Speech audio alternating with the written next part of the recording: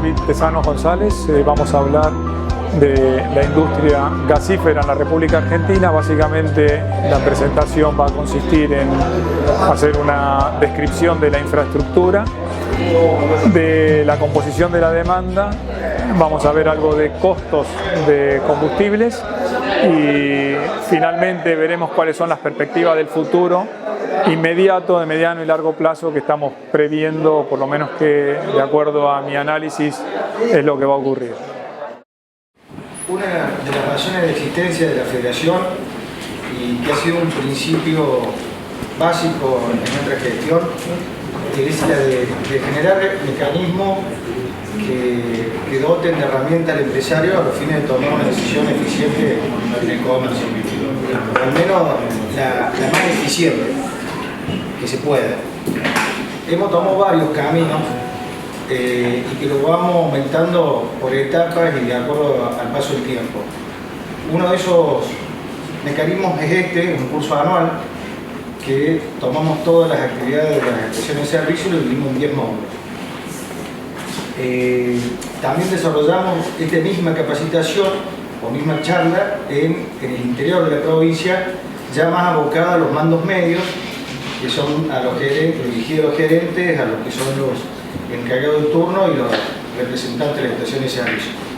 Tenemos un cronograma que vamos poniendo puntos en las distintas cabezas departamentales de la provincia y en otras localidades, como puede ser ahora a fin de año incursionamos en Altagracia y Carlos Paz, que están cerca y que pensando en que porque está cerca no vamos y vamos a ir.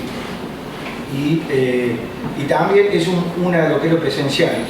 También estos mecanismos lo abordamos de la parte a distancia y de lo que es online a través de una serie de cursos que nosotros discrecionalmente elegimos, que estén relacionados con la actividad y donde las empresas o las estaciones de servicio pueden acceder a ese listado a través de nuestra página web y elegir el curso que quiera hacer y la federación se lo cubre para que pueda dotarse de herramientas. Y por último, en lo que es este año, fue lo que son las becas para maestría, que son para la maestría de administración de empresas, en el cual la federación colabora y aporta para la estación de servicio que tenga un integrante que quiera capacitarse en lo que sea administración de empresas, con la obligación de ese estudiante de estar a disposición, no solamente de la federación, sino también de todos los estacioneros por 5 años. Y que pueda venir acá a la federación y exhibir y dar una charla sobre lo que es su trabajo de tesis. De esa manera consideramos que hay un flujo de vínculos que mejora la competitividad del sector a través, digamos, del traspaso del conocimiento. Y además tenemos, digamos, un colaborador, un asesor a disposición de todas las estaciones de servicio por el lapso de 5 años. Eso es lo que ha sido este año, pero es mucho haciendo por etapa. El año que viene tenemos pensado dar un paso adelante y avanzar a estación por estación. Estamos en la etapa de desarrollo de la forma y los mecanismos que podemos hacer para que no solamente el estacionero que quiera venir acá pueda venir, sino también que la federación vaya a la empresa a capacitar. Antes de pasar al curso de esto, del día de hoy, quiero hacer un pequeño comentario de lo que fue una de las charlas que dimos acá, que fue lo de la Cruz Roja, que vino a dar de los primeros auxilios. Vino la Cruz Roja, dio aquí, éramos más o menos 15 o 20 empresas, y esto habrá sido hace 2 meses, a las 2 semanas de esa capacitación, uno de los estacioneros que estaba presente estaba en una reunión y su compañera o su pareja tuvo un ataque de asma y no le funcionaron los disparos tradicionales de la enfermedad. La persona se quedó inconsciente, le dan 2 paros cardíacos y el estacionero que estaba presente recordó la capacitación y lo que era el protocolo de primeros auxilios. Lo siguió, hizo la reanimación del RCP, la siguió y cuando llegó al hospital no le dieron buen pronóstico de que era muy difícil de que la persona se salve. A las horas reacciona la persona y los médicos, la única explicación que encontraron fue, digamos, esos minutos que estuvo inconsciente con 2 paros cardíacos, fue la reanimación de los primeros auxilios.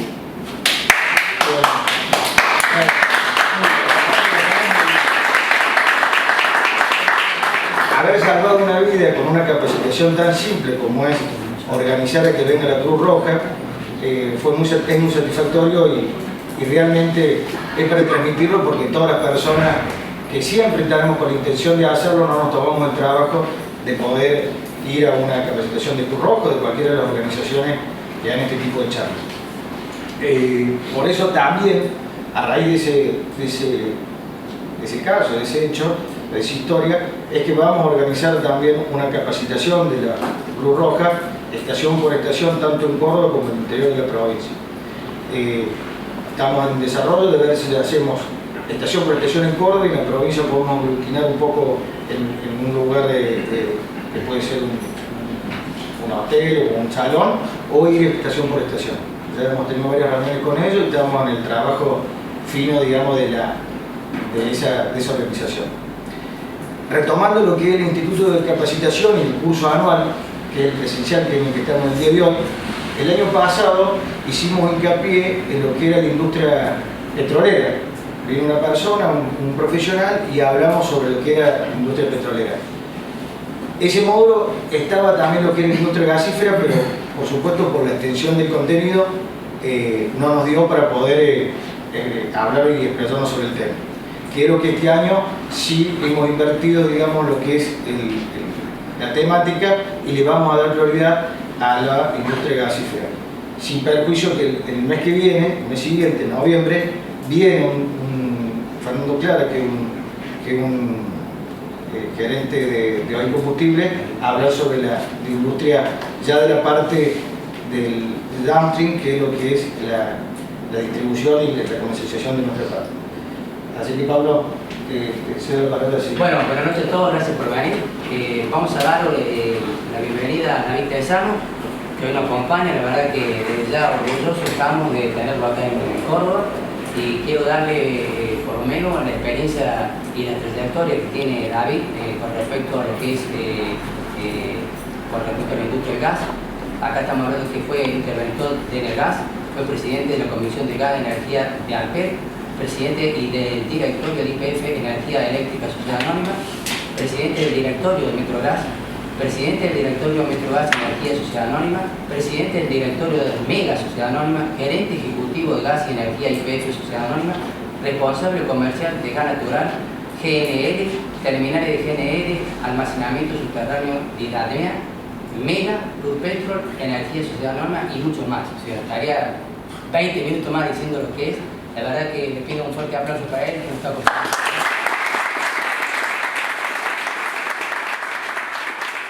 Primero me da vergüenza todo lo que dicen, porque cuando escucho me da la impresión que no se puede hacer todo eso. Entonces, digo, este es un chanta, o dediqué demasiado tiempo. Eso en realidad fue a lo largo de varios años, no fue todo junto.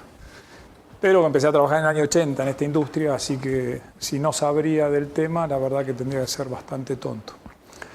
La idea de la reunión de hoy a mí me parece que va a tener una parte sustancialmente positiva para ustedes si hablan y si ustedes hacen consultas, porque una cosa es que yo les vaya a presentar lo que traje, que básicamente se refiere a la organización, a la industria del gas natural en infraestructura y algo de operación. Pero eso es lo que yo les traje para decirle a ustedes. Lo importante es que yo les diga lo que ustedes quieran escuchar. Si tienen alguna consulta, al final de la presentación entablaremos ese diálogo para ver si puedo evacuar las dudas.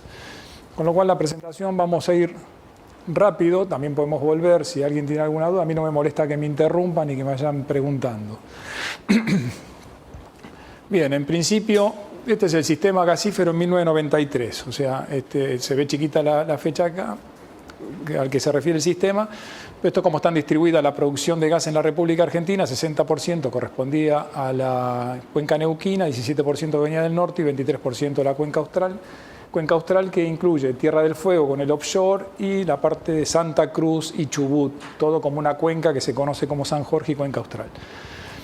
El valor récord en ese momento fueron de 71 millones de metros cúbicos día de distribución, un valor promedio de 60 millones de metros cúbicos y un valor total de 21.800 millones.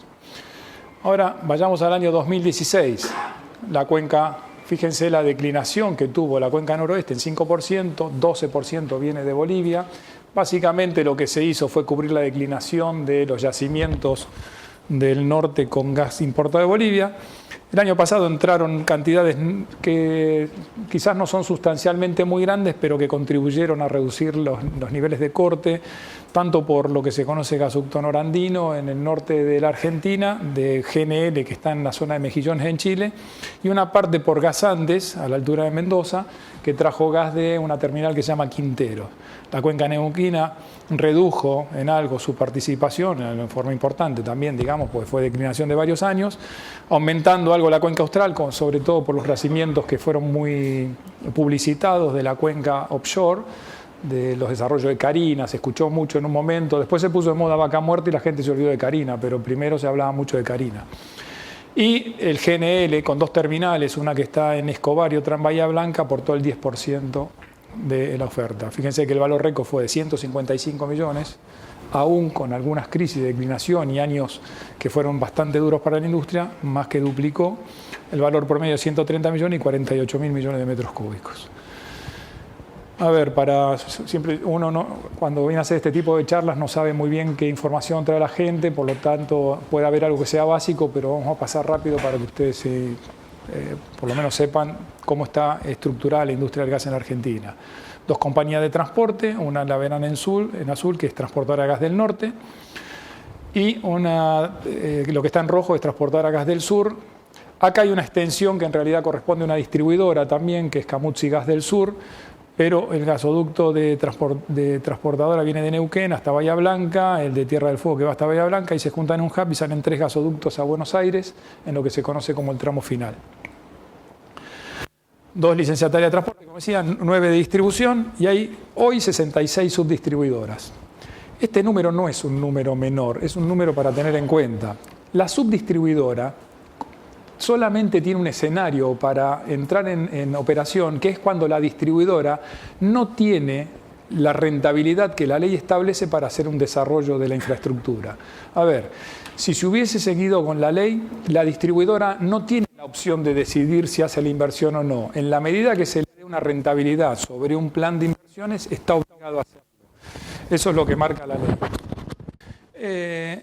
A ver, dicho de otra forma, si la distribuidora tiene un pedido de un cliente y ese cliente obviamente representa una obra y esa obra se autoriza por Enargas y se le da la tarifa, la distribuidora está obligada a hacerla a la rentabilidad que la ley establece. No es una opción. Distintos en el transporte, que el transportista tiene la opción si quiere de expandir su sistema y si no quiere no lo expande.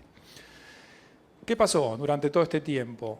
Nacen subdistribuidoras, ¿por qué? Porque las distribuidoras no tenían la rentabilidad que establecía la ley, entonces tomaban la decisión de no expandir sus sistemas. Y aparecen fideicomisos, obras municipales, convenios con el ministerio, y así se hace una serie de obras que dan lugar a la administración por parte de municipios y algunas empresas privadas, las menos, de la subdistribución.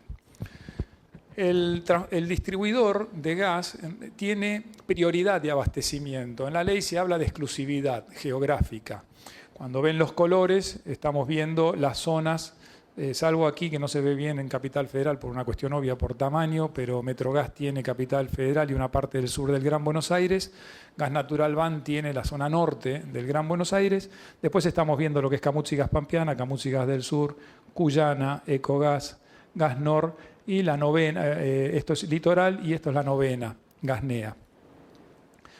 Esta exclusividad geográfica en realidad es una prioridad, por lo que decía antes, si las condiciones que se le establecen satisfacen, de acuerdo a lo que marque, satisfacen lo que está establecido en la ley, en realidad cumplen con lo que está en la ley, la distribuidora lo tiene que hacer. Y es él el que lo tiene que hacer. Si alguien quisiera hacer lo mismo, anticipándose, acelerando los plazos, tiene que tener digamos, la renuncia de la distribuidora a hacer la obra. Básicamente a veces es difícil, sobre todo en esta época, cuando se recompone la industria, conseguir financiación para, digamos, hacer una obra de infraestructura muy grande que está atrasada.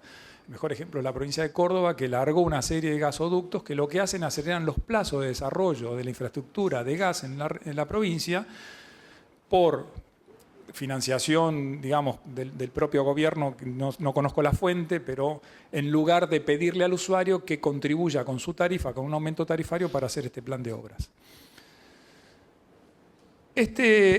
Acá vamos a hablar un poco de operación. Lo que marco en este círculo que representa, está ampliado, la zona que sería un punto que nace en San Jerónimo, cerca de Rosario, y en Bahía Blanca hacia Buenos Aires, aquí más o menos se concentra el 70%, 75% de la demanda total del país. Y de ese porcentaje, en la capital federal y Gran Buenos Aires estará en el orden del 40%, una cosa así. Cuando uno mira la operación de un gasoducto, va perdiendo presión a lo largo de la cañería y necesita plantas compresoras para levantarlo. Esta es la operación del sistema. El punto crítico, lo más crítico que tiene el sistema en la operación es digamos, la zona de Retiro en Buenos Aires, para ubicarlos. Todos deben conocer o habrán escuchado de Retiro. Ese es el punto crítico que tiene el sistema. Quiere decir que si ese punto está bien, el resto está bien. Con algunas excepciones, puede haber en algunas puntas de caño, en Catamarca, en Bariloche, en algunos puntos muy particulares que por el sistema que los abastece, limitaciones, por ejemplo, en la Catamarca, La Rioja, o en el caso de Bariloche, el Bolsón, por algunas limitaciones físicas que tiene la cañería. Pero si no, digamos, el sistema se opera para tratar de estabilizar estos puntos. Aquí se marca GNL Escobar y GNL Bahía Blanca. En línea con lo que les decía, GNL Escobar está ubicado en un punto estratégico para la operación del sistema. Tiene una capacidad de respuesta frente a un pico de consumo. Digamos, cuando el consumo en invierno levanta mucho, cerca de lo que llamamos zona crítica, que da la posibilidad al que está administrando el sistema de tener una respuesta ante un crecimiento grande de la demanda en un plazo muy, muy corto. Para que ustedes se den cuenta, la diferencia entre Bahía Blanca para abastecer un pico de consumo en Buenos Aires, estamos hablando de 8 horas, 9 horas de anticipación de una maniobra. Aquí estamos hablando de 30 minutos, 40 minutos. Entonces, ante una demanda fuerte, una crecida muy fuerte durante el pico de consumo, las 9 de la noche, el día más frío del año, tener respaldo en la terminal de Escobar hace de que el sistema se pueda estabilizar y uno evita cortes en el resto del país, porque al final cuando se tiene que cortar algo en Bahía Blanca es cuando todo este sistema está entrando en estado crítico. Veamos un poco la producción de gas para que uno tome dimensión de lo que estamos hablando. Son industrias de capital intensivo, cuando quiere decir que cuando alguien va a desarrollar un yacimiento son miles de millones de dólares que compromete el día que toma una decisión. Esto arranca con un trabajo, en realidad antes de la sísmica aparece un trabajo que mide campos magnéticos, lo que se llama magnetoteluria. Uno va mirando en accidentes geológicos si puede haber algún entrampamiento, si puede haber lo que se conoce como roca madre, donde se generaron hidrocarburos en algún momento, y si puede haber algún entrampamiento que lo podríamos definir, si hay una habitación donde puede haber entrampado hidrocarburo. Hasta ahora lo único que se busca en esa instancia es ver si hay una habitación. Después vamos a ver si hay hidrocarburos. Que es cuando empieza, que es la etapa esta, ¿no? Lo que se llama la sísmica, la exploración. Ahí lo que se hace es esto que estoy diciendo yo, se mira y se dice, bueno, acá probablemente el día que se movió la Tierra y se envolvieron las montañas y demás, estaban durmiendo 40 dinosaurios, me generaron hidrocarburo, la roca madre, entonces es probable que tenga hidrocarburo entrampado. Ya cuando uno empieza a hacer pozos, los pozos, la sísmica 2D y 3D lo que hace simplemente es darle al interpretador, la sísmica, saben, no sé si todos saben, pero se manda un sonido para abajo y se mide cómo ese sonido vuelve a la superficie por un tema de rebote y la forma en la que vuelve está diciendo cuál es la dimensión de la trampa y qué tipo, da una idea de qué tipo de estratos va encontrando en cada una de las profundidades que se mandó la onda sonora. Porque en función de lo que se encuentra, si se encuentran arenas, se encuentran, bueno, hay distintas rocas que no vale la pena por ahí entrar en detalle, pero ahí uno va viendo si hay esta trampa que decía antes y si hay sello para que no se haya ido, porque el hidrocarburo una vez que se formó, si no encuentra algo que lo frene, se va. ¿Sí? Hay algunos afloramientos en superficie donde uno ve la falla geológica y ve alguna mancha de hidrocarburo que fue perdiéndose, digamos, ¿no? Por ese efecto geológico. Un dato interesante que uno puede tomar es un negocio de largo plazo. ¿Por qué? Porque entre el momento en que uno va a mirar un área y el momento en que podría entrar en zona de producción, están pasando 10 años.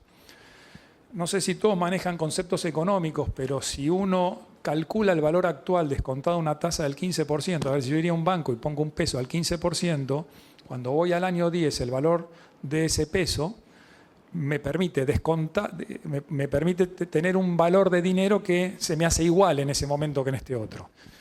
Bueno, lo que quiero decir básicamente es cuando uno decide poner un peso acá, en realidad la posibilidad de recuperarlo tiene un plazo de entre 10 y 35 años. Y esto hace entonces que el negocio sea un negocio que, si bien es a largo plazo y tiene riesgo, se trabaja con rentabilidades altas. Se trabaja con rentabilidades, dependiendo del riesgo geológico, que está en el orden del 20%. La realidad es después, normalmente es distinta a lo que se interpretó o a la evaluación que se hizo en forma primaria. A veces es mejor, otras veces es peor, pero lo que hace cualquier productor serio de hidrocarburos, lo que busca es tener más lugares para explorar. ¿Por qué? Porque el negocio de su seguro es tener lugares donde ir a perforar. Si no tiene lugares donde ir a perforar, esto es como el juego del estanciero. Cuando uno vendía a Buenos Aires, te llenas de plata, pero duras 3 manos. Después se te acaba el dinero y se terminó el juego. Y después entra en la etapa de declinación y abandono, que en algunos casos tiene costos importantes, sobre todo con el tema del medio ambiente. Hay lugares en Estados Unidos, en algunos lugares en Canadá, donde directamente no se perfora porque la economía de todo el proyecto se altera y pasa a ser negativa por el término de lo que cuesta abandonar un pozo. El pozo no es que se cierre y ya está, el pozo hay que hacerle un trabajo para sellarlo, para que no produzca, para que no tenga pérdidas de hidrocarburos, para que lo que es la cementación, que es la que evita que se vayan contaminando las capas superiores, no se deteriore y bueno, puede haber algún tema de contaminación. Ahora vamos a ver los costos de lo que fue la oferta del gas natural en el 2015 y algo en el 2016 estimado. Ya está el cierre, pero como faltan hacer algunos ajustes, quise traer lo que estaba seguro. Esta producción base es la producción del gas convencional en la Argentina.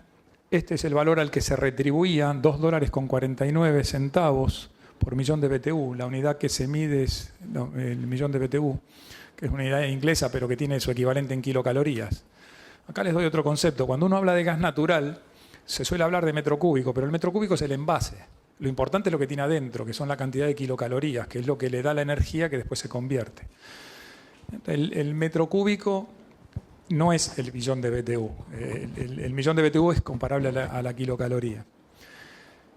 La producción base, que es lo que daba, que fue un cálculo promedio de las ventas que se hacían antes de establecer un plan que se denominó Plan Gas, que todavía está vigente por lo menos hasta fin de año, que son planes de incentivo a la producción de gas, era 2,49. La producción incremental, que responde a estos planes de incentivo que dio el gobierno, tienen un margen de entre 4,25 y 7,33 porque dependiendo del nivel incremental que se alcanzaba respecto a la producción base, iba premiando o no, iba dando una cobertura a los precios que obtenía del mercado con subsidios del Estado Nacional. No sé si me expliqué, pero digamos, el Estado aseguraba un valor por esa producción incremental que después termina siendo un promedio de lo que cuesta toda esta franja del incremental. Bolivia, que tiene el precio está establecido por una cartera de combustibles alternativos y para el año 2015 dio 6,21. Fíjense la modificación del precio del crudo y el efecto que tienen los derivados, que bajó a 3,56 al año siguiente, ¿no? La variación entre el 2015 y el 2016 es sustancial. Lo mismo pasó con el GNL. El GNL como alternativa, todo esto es más barato que un gasoil, ¿no? Esta es la razón por la cual estos combustibles se utilizan para abastecer una demanda que, acá está el gasoil, que la demanda que empunta en el periodo de invierno, si uno lo mira coincide con julio, agosto, el periodo de invierno. En el verano obviamente no se consume gasoil, porque con el GNL que se portó de base, Bolivia más la producción local, alcanzó para satisfacer. Este año viene mejor todavía. Viene mejor en lo que hace a consumo de gasoil. Hay una demanda de gasoil que es cautiva para generación, que son centrales, que lo que se llama generación distribuida, que no tiene alternativa de consumo de otros combustibles. Hay que usar el gasoil.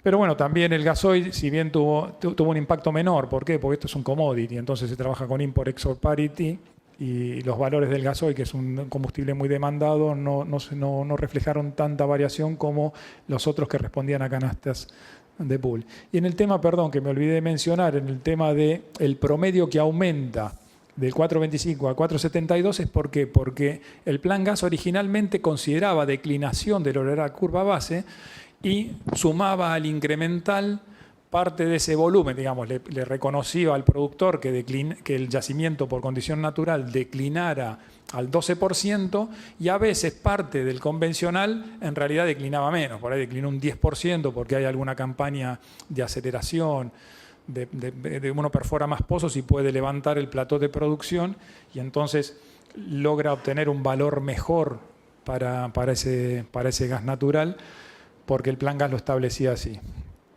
Fíjense abajo que el subsidio a la importación en el 2015 fue de 3.600 millones de dólares, en el 2016 la estimación, pero el número cerró por ahí 2.000 millones. Este año puede ser un poco menos. Hubo una optimización muy importante en los costos del GNL. Esto es cómo evolucionó la inyección dentro del sistema de gases. Básicamente coincide con la producción de gas natural, pero acá se ve desde el año 2006-2007, cuando el precio empiezan a redireccionarse.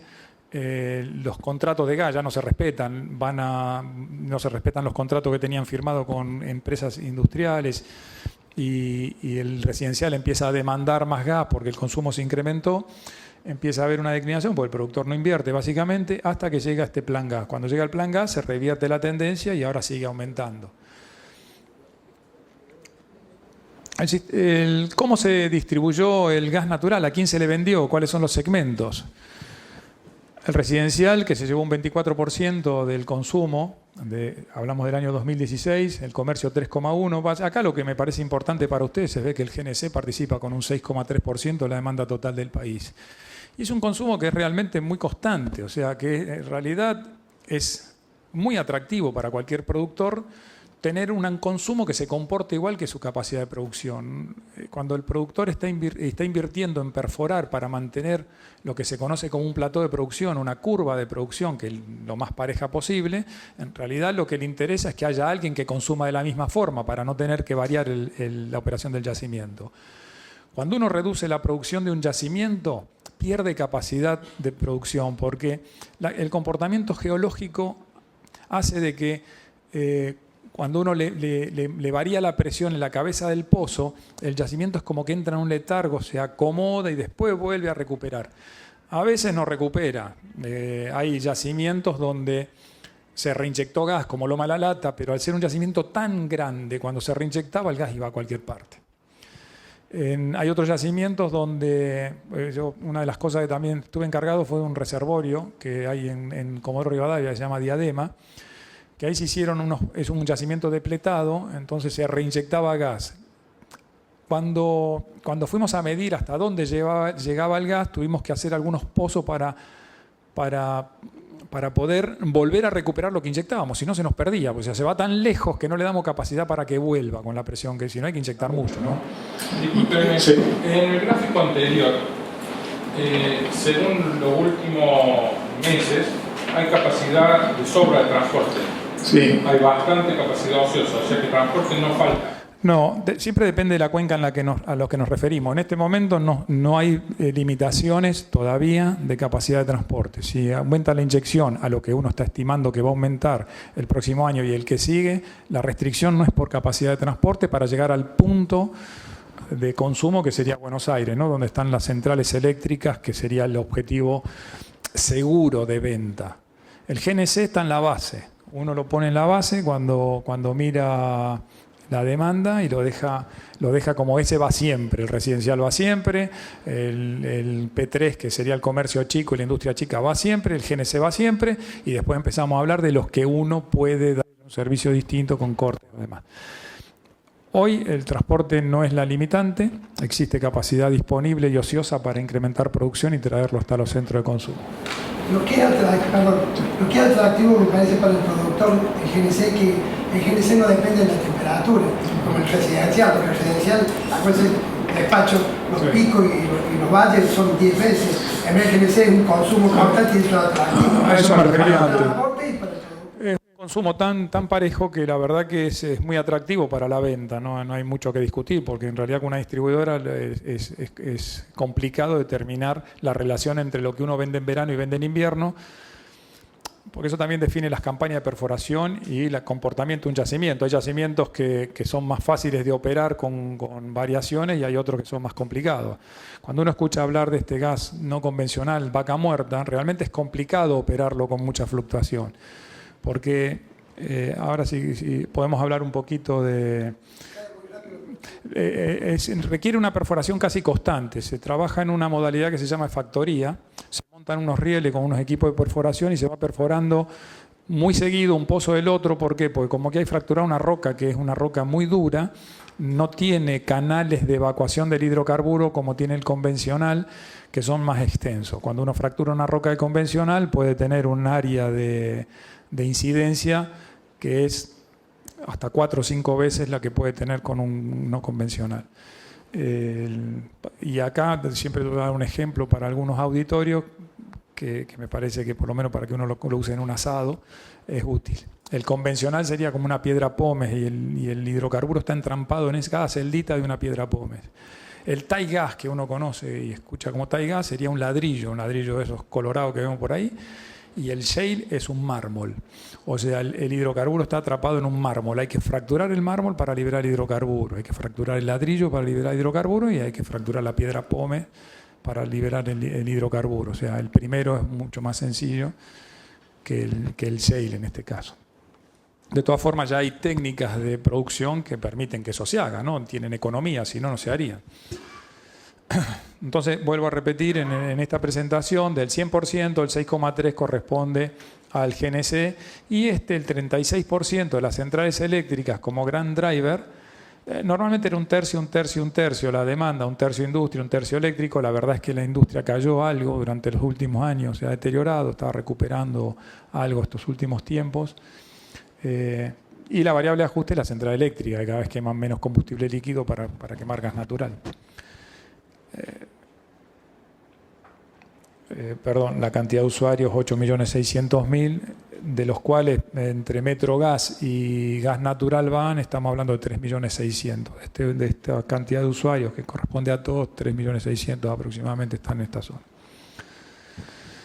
Ahora, lo mismo que decía antes, nada más que son la cantidad de usuarios residenciales, la participación que tiene el mercado, qué volúmenes se lleva, y el consumo específico por usuario. Y acá hay datos que son importantes en lo que hace a la concientización del uso eficiente de la energía. Yo de esto vengo escuchando desde que estoy en la escuela secundaria, del consumo eficiente de energía. La realidad es que todas las sociedades son hijas del rigor. Si no cuesta, si uno iría al supermercado y están regalando la Coca-Cola, se lleva todas las que puede. Llevar las que necesita hace una idiosincrasia muy particular. Cuando en el sur obviamente se justifica por las condiciones climatológicas, que hace una demanda superior a la que tiene el resto del país, pero ustedes van a ver Pampeana con un 4%, Cuyana con un 3,7%, el resto no son tan disímiles. Gasnor obviamente la que tiene menos de consumo específico por usuario. A ver si... Acá lo que voy a entrar es en el capítulo de la eficiencia. De lo que se consume del gas en la Argentina, el residencial para calefacción utiliza el 56%. Quedémonos con este dato, porque ahora cuando vamos al consumo usuario, vamos a ver que el promedio es de los últimos 25 años, pero vamos a ver que Tierra del Fuego tiene un consumo con Santa Cruz, Chubut, Neuquén, Río Negro y La Pampa, que obviamente es superior al resto del país porque hace más frío.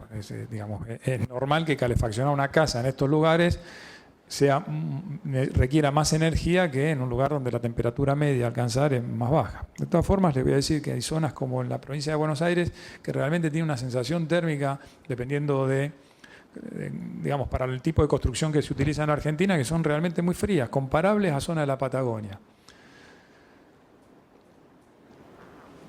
Fíjense que un tema que tampoco la gente no conoce mucho, ahora los artefactos que son híbridos o que tienen algunos sistemas de encendido y no de piloto continuo, se están vendiendo más por el tema del aumento de la tarifa, pero antes no se vendían. Pero el consumo pasivo de un cliente es de 0,5 metros cúbicos. El piloto de un artefacto es 0,5 metros cúbicos por día. cuando uno acumula todo este consumo de calentamiento de agua, perdón, un metro cúbico por día, la cocción 0,3, pero fíjense que el piloto que lo tiene uno encendido simplemente para el momento en que vaya a usar el calefón o que se vaya a encender el termotanque, tiene un consumo promedio que es alto comparado al resto de lo que demanda una casa. Si uno hace la cuenta por la cantidad de usuarios que... Hay 11,7 establecidos porque está incluyendo industria, los otros eran usuarios residenciales, no lo que había marcado. El 11,7 millones de usuarios, si lo multiplica, tiene 6 millones de metros cúbicos por día o 575 millones de dólares por año de gas importado a 7,5 dólares. Tampoco está calculado para años anteriores, que le generarían, si uno apagara el piloto de la casa, si tuviese la posibilidad de apagar el piloto de la casa, se estaría disponiendo de 6 millones de metros cúbicos más por día para evitar cortes. En verano no es un buen negocio para el productor porque el productor lo tiene, así que si lo vende es mejor que si no lo vende, pero en el invierno evitaría cortes por este valor de millones de metros cúbicos. También se hizo una presentación, que ustedes lo van a ver en la presentación, a energía eléctrica consumida, que el ahorro es menor porque el costo en Buenos Aires, no en Córdoba, el costo de la energía eléctrica era mucho más barato. Pero estos son un sexto de las importaciones de gas natural o la energía que genera Atucha 1 más embalse. O sea, esto es energía que se tira, simplemente por idiosincrasia, ¿no? Para que uno tenga conciencia de lo que está generando. Y acá este es un dato que no me parece menor, en línea con lo que decía antes. ¿Hace frío en Tierra del Fuego? Sí, hace frío. ¿Hace frío en Chubut? Pero no va a haber una buena política de Estado subsidiar esos aparatos, el sistema de encendido. Lo que... Acá se ahorra un montón de... A ver, lo que pasa es que todo tiene una cadena. El Enargas es un ente autártico y no tiene fines de lucro, no puede lucrar. Entonces, conseguir que las empresas que fabrican los artefactos, si están en Argentina y lo hagan, requiere de una masa mínima de venta, porque si no lo venden, y de una normativa que lo acompañe. Lo que hicimos el año pasado fue acelerar la normativa, charlar con ellos para solucionar aquellos inconvenientes que podían tener para que empiecen a fabricarlos y ofrecerlos dentro del mercado. Hoy se venden mucho más de lo que uno se imagina, ¿sí? Pero tienen un segmento de mercado que es aquel que tiene menos subsidio, que es el R34, los consumos altos, que son los que tienen una factura de gas más alta, donde la gente empezó a consumir este tipo de productos. Retomando este tema, fíjense que lo que hablaba antes, que hace frío en Río Gallegos y en Ushuaia, seguro que hace frío, pero en Estocolmo también hace frío. En Berlín, en Londres también hace frío, y en Madrid, que estamos buscando, lo que buscamos acá es ciudades que estén sobre latitud norte en la misma condición meteorológica que sobre latitud sur. Básicamente Estocolmo en latitud norte está al mismo lugar que en Ushuaia, pero Ushuaia tiene subsidio. La factura que paga tiene subsidio patagónico más el subsidio que se sumaba al costo del gas incorporado en la factura. Entonces la verdad es que la eficiencia que tiene el uso de la energía en Ushuaia comparado, si yo dijera, bueno, en Estocolmo y en Ushuaia deberían comportarse igual para calefaccionar sus casas, fíjese la brecha que hay entre uno y otro, ¿no? Este es el consumo... ¿Perdón? ¿Entrar otra fuente de energía? No, lo que tienen es un gas mucho más caro. O sea, esta gente paga por el gas un valor que hace que la harán en la casa en pullover, como decía y el otro, la verdad es que como lo tiene tan barato, esto te puedo asegurar que el valor de una factura de gas en el sur del país para un residencial es bajísima. No incide para nada en la economía. A ver, esto lo marco simplemente para que se entienda que hay un esfuerzo que podría hacer el ciudadano Ushuaia para mejorar su cantidad de gas consumida, que aportará a la macroeconomía del país. También es verdad que para ir a vivir a Ushuaia hay que darle condiciones distintas a alguien que va a vivir en Buenos Aires, es obvio. Pero lo que intenta simplemente este slide es demostrar que existe, si hay una concientización, la posibilidad de mejorar el consumo. Yo no pretendo que el de Ushuaia tenga la misma condición que el de Buenos Aires, que pague lo mismo, pero si puede consumir menos, que contribuya. Y acá lo que habla es, lo que quise poner en este slide es cuál es la jurisdicción que tiene cada uno de los organismos del Estado para el marco legal que hoy está vigente en la Argentina. Existe la ley de hidrocarburos, que es la que regula todo el upstream, digamos, el precio del gas dentro de la tarifa final que paga el usuario. Eso forma parte de la ley de hidrocarburos. La verdad es que el precio no está regulado. Hoy, cuando el Ministerio marca un sendero o marcó un sendero de precio de gas incorporar en tarifa, en realidad lo que está diciendo es, dentro de la tarifa, el Enargas tiene que considerar esos precios para autorizar lo que paga la distribuidora. Pero la distribuidora podría pagar más o menos. Si consigue contratos mejores, pagará menos. Eso es lo que tiene autorizado a traspasar. Si consigue contratos más caros, pagará más e irá contra su propio beneficio. Digamos, es una guía, pero el precio del gas en boca de pozo, si uno va a la normativa derogada a la ley de emergencia, como se está diciendo a fin de año, es libre. Surge de la libre negociación entre partes. En el caso del gas natural, del transporte y la distribución de gas natural es distinto. La ley 24076 establece de alguna forma la rentabilidad para un plan de obras y para unos costos de operación que se determinan antes de fijar la tarifa. Le establece una rentabilidad aceptada que en la ley se denomina justo y razonable. Es un concepto un poco difícil de tabular, pero que en el caso de las distribuidoras fue del 9,33%, en el caso de las transportistas del 8,99%, tasa real, digamos. Es como si iría a conseguir esa tasa en dólares. No está en dólares, vuelvo a repetir, lo que se usó es el índice promedio industrial mayorista, el IPI, para actualizar la tarifa, que son los ajustes que se van a hacer en una próxima audiencia pública que seguramente se llamará, pero son valores reales. La distribuidora por ley tiene derecho a recuperar esa rentabilidad de las inversiones que el ente le ha puesto más sus costos de operación.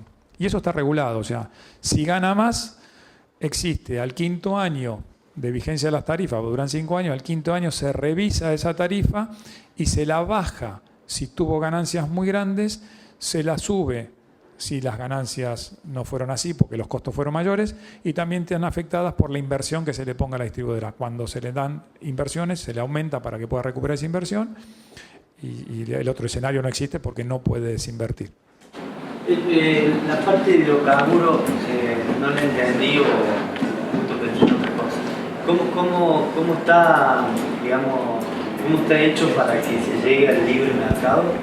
En realidad, la producción de gas, hoy ahí existe 2 decretos, en 180 y 181, que surgieron como, digamos, basados en la ley de emergencia económica, que todavía sigue vigente, se ha ido prolongando, donde le da la facultad de fijar un programa al Ministerio que lo que hace a su vez es determinar cuál es el precio que se autoriza al traslado a tarifa de usuario final. Estoy hablando de gas, perdón, estoy hablando de gas. Sí. No me refiero a otro combustible. En gas natural es así. A fin de año, si se deroga la ley de emergencia económica y con el ente nacional regulador del gas, como está ya, que está regularizado, tiene un directorio, digamos, está funcionando conforme la ley, el que tiene la facultad de determinar si el precio que está pidiendo una distribuidora para trasladar a sus usuarios es correcto y responde a una condición de mercado es el Enargas. Digamos, el Ministerio no tiene ninguna incidencia, no tiene ninguna autoridad sobre el Enargas para decirle este precio está bien o está mal. Lo que está diciendo hoy, producto de la ley de emergencia, es esto es lo que se autoriza. Pero insisto, si la distribuidora quiere pagar más, paga más. Si la distribuidora puede pagar menos, pagará menos. Sí, disculpe, ¿usted opina que a lo mejor la ley 24.076 es un poco mezquina porque solamente se refiere al transporte y a la distribución? Y hay otra ley que fue cuando también se privatizó, que la manejó más YPF, que es la parte de captación y tratamiento y acondicionamiento, que también son etapas del gas, que ahí se separan. O sea, la 24.076 tendría que haber abarcado todo. No es difícil trabajar con 2 normas para el mismo producto: captación, tratamiento y acondicionamiento con una, y transporte y distribución con otra. Y discúlpeme, le agrego más, y separado el gas licuado, porque para comer el gas licuado solamente abarca la 24.076 cuando está diluido para distribuirlo. O sea, todo lo que es transporte de garrafa, cilindro, no compite. ¿No le parece que quedó medio mezquino eso? Su apreciación. No, en realidad yo creo cuál es el origen, cuál es el soporte para una de la decisión y la otra. En realidad las licenciatarias de transporte y distribución están operando una concesión de un activo que era del Estado Nacional. O sea, el dueño de la infraestructura en el origen cuando se privatiza es el Estado Nacional. Entonces le dice, yo te doy esto para que operes, que es mi activo, o sea, es mi instalación. operala y estas son las condiciones que la rigen. Esta es la rentabilidad que puedes tener y si logras eficiencia durante 5 años vas a tener un beneficio financiero que después se traslada en una modificación económica a partir del 5.º año, pero estás operando algo que es mío. Cuando vas a la producción de gas es tuyo, porque yo lo que te doy es el suelo. Te doy un área donde te digo, andá y buscá. Cada caño que bajás, cada pozo que perforás, cada camioneta que llevas ahí es tuya. Entonces son dos elementos completamente distintos, porque uno, digamos, el origen del transporte y la distribución fue un flujo de fondos descontado. Gas del Estado lo único que hizo fue hacer una matriz proporcional de sus activos, pero el valor que se le asignó a ese activo fue el producto de lo que cada compañía ofertó para hacerse de la licencia. Entonces no existe una relación, esta fue una discusión que hubo el año pasado, porque había un convenio que se había firmado donde decía vamos a tomar el valor residual técnico como una alternativa para remunerar lo que se llama base tarifaria, digamos cuánto se le iba a pagar al accionista de la compañía por ese activo, para que recuperara su inversión. No sé si me explico o no, pero si no lo puedo aclarar. Y yo lo que decía es, lo que se te va a pagar es lo que pagaste al inicio más una actualización, pero nunca el valor residual, porque nunca fue ese el valor con el cual se compró. O sea, Gas del Estado no fue comprado, la licencia, digamos, para operar las instalaciones de gas del Estado al valor de la instalación. Porque la verdad es que cuando uno hace una cañería, cuando uno hace un gasoducto y lo baja y lo entierra, inmediatamente pierde un 70% del valor. ¿Por qué? Porque para sacar y recuperar ese valor hay que hacer el pozo, sacarle el recubrimiento y venderlo como acero o venderlo como caño. O sea, si uno se divirtiera bajando y sacando cañería, digamos, la pérdida sería sustancial. Esto también es una comparación con la red eléctrica que es sustancialmente diferente. Cuando uno tira un cable, va a una punta, a la otra lo corta y tiene el cable de vuelta. Cuando uno baja un gasoducto, eso no es así. Entonces, otra vez insisto, cuando uno va a la ley de hidrocarburos, lo que está remunerando es una inversión que es propia del productor. Cuando va a la parte del segmento de transporte y distribución, está remunerando un activo que en realidad es cuánto aportó para comprar el negocio, no cuánto vale el activo. Esa es la diferencia entre los dos, que yo creo que está bien. Aunque me dolió cuando se privatizó Gas del Estado, yo trabajaba en Gas del Estado.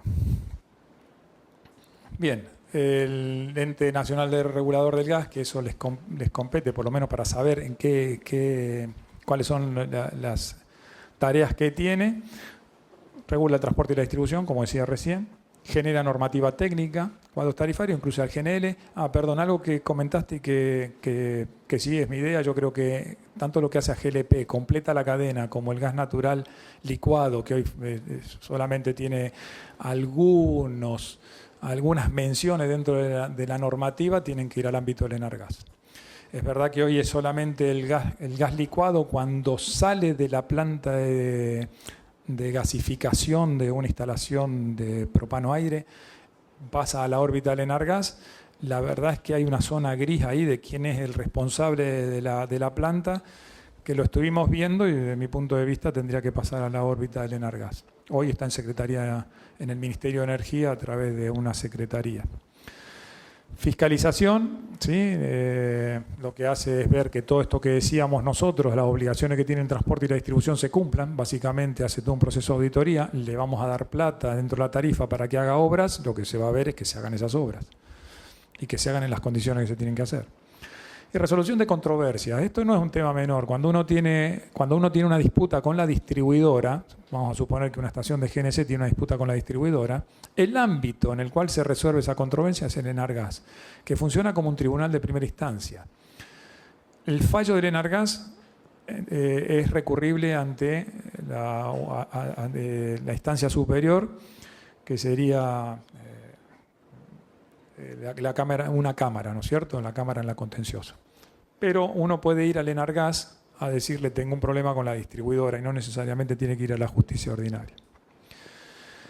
Y este tema es gracioso porque cuando yo estaba en Enargas atendía a todo el mundo, atendía a algunos jubilados y bueno, le iba trayendo problemas a la distribuidora porque hay gente que la verdad que tenía condiciones muy limitadas para tener sus instalaciones en condiciones, entonces le pedía el favor a la distribuidora, pero en realidad del Enargas es el ámbito en el cual uno puede ir a pedir cualquier información que quiera, de todo tipo. Ese es el ámbito y el Enargas está obligado a hacerlo.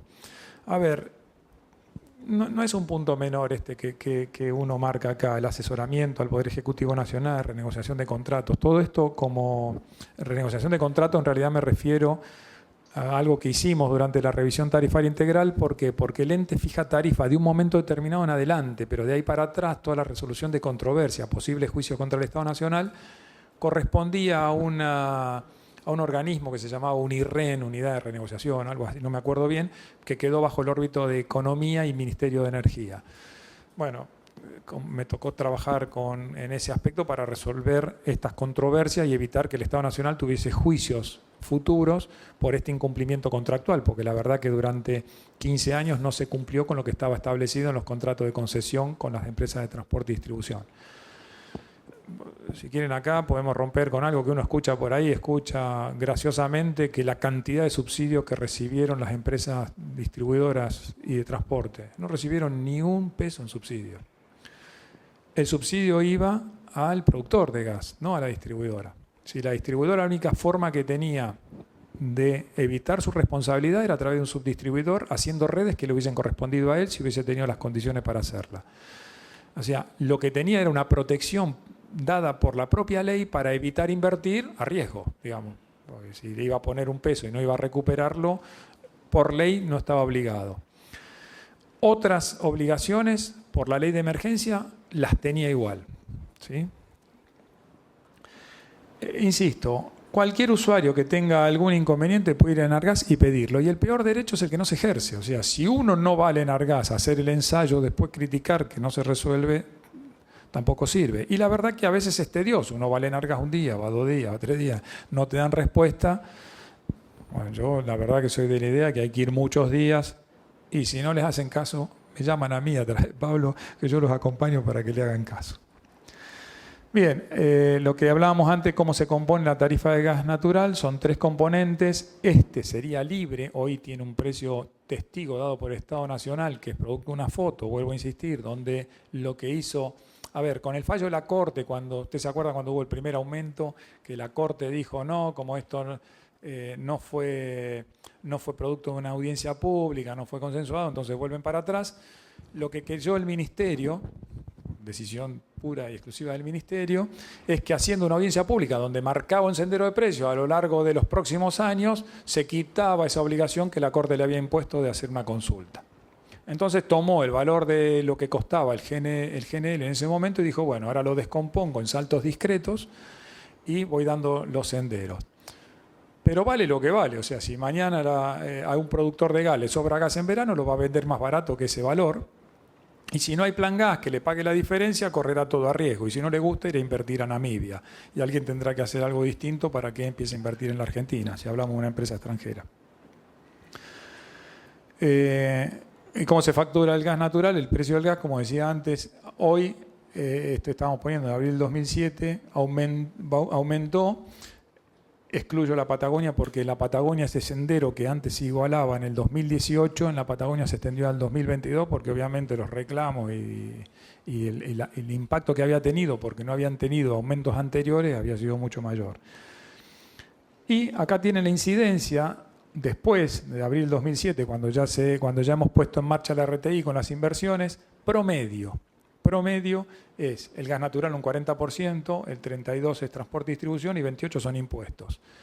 Quiere decir que si aumenta el costo de una distribuidora, en realidad va a estar, dependiendo del lugar donde se encuentre en el país, en este 32%. Si aumenta el gas, 40%. A ver, si aumenta 2 pesos el gas natural, 4 por 2, 8. 8 van directamente a la factura. No es el caso del transporte y la distribución. Y este no es un tema menor.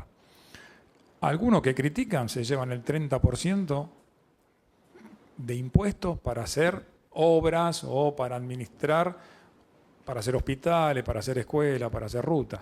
O sea, si no las hacen, en realidad este valor atenta contra el incremento en producción, que uno puede decir gana mucho dinero o poco dinero, yo no lo voy a discutir, pero en este caso, habiendo tanta obra atrasada en infraestructura, atenta contra obras en infraestructura para mejorar, podemos decir, la calidad de vida del conjunto, porque al final obras se traducen en trabajo, se transforman en todo un mecanismo se trabaja en un mecanismo multiplicador en las economías regionales. E insisto, al 9% en tasa real. si uno ve los mecanismos financieros que existen hoy en día, en realidad compiten tranquilamente con eso. Yo prefiero que se hagan obras antes de ir a comprar algún instrumento financiero que no genera fuente de trabajo. Este slide, que se ve muy chiquito, en realidad lo que dice que cuando la tarifa funcionaba, digamos, conforme lo que marcaba la ley, hubo un aumento de la extensión de redes en cada una de las distribuidoras que realmente fue notable frente a la infraestructura que había.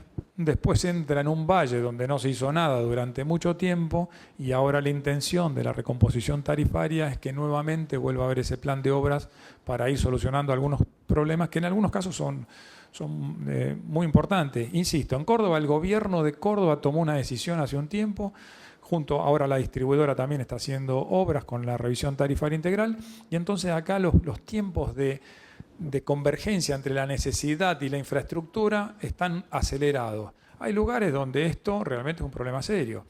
El gobierno había encarado 3 obras, por ejemplo, para Bariloche, para Mar del Plata y para el norte de Santa Fe, donde tenía que invertirlo el Estado Nacional, porque si uno iba a recuperarlo con tarifa, era prácticamente imposible que el usuario lo pueda pagar por los aumentos que eso representaba.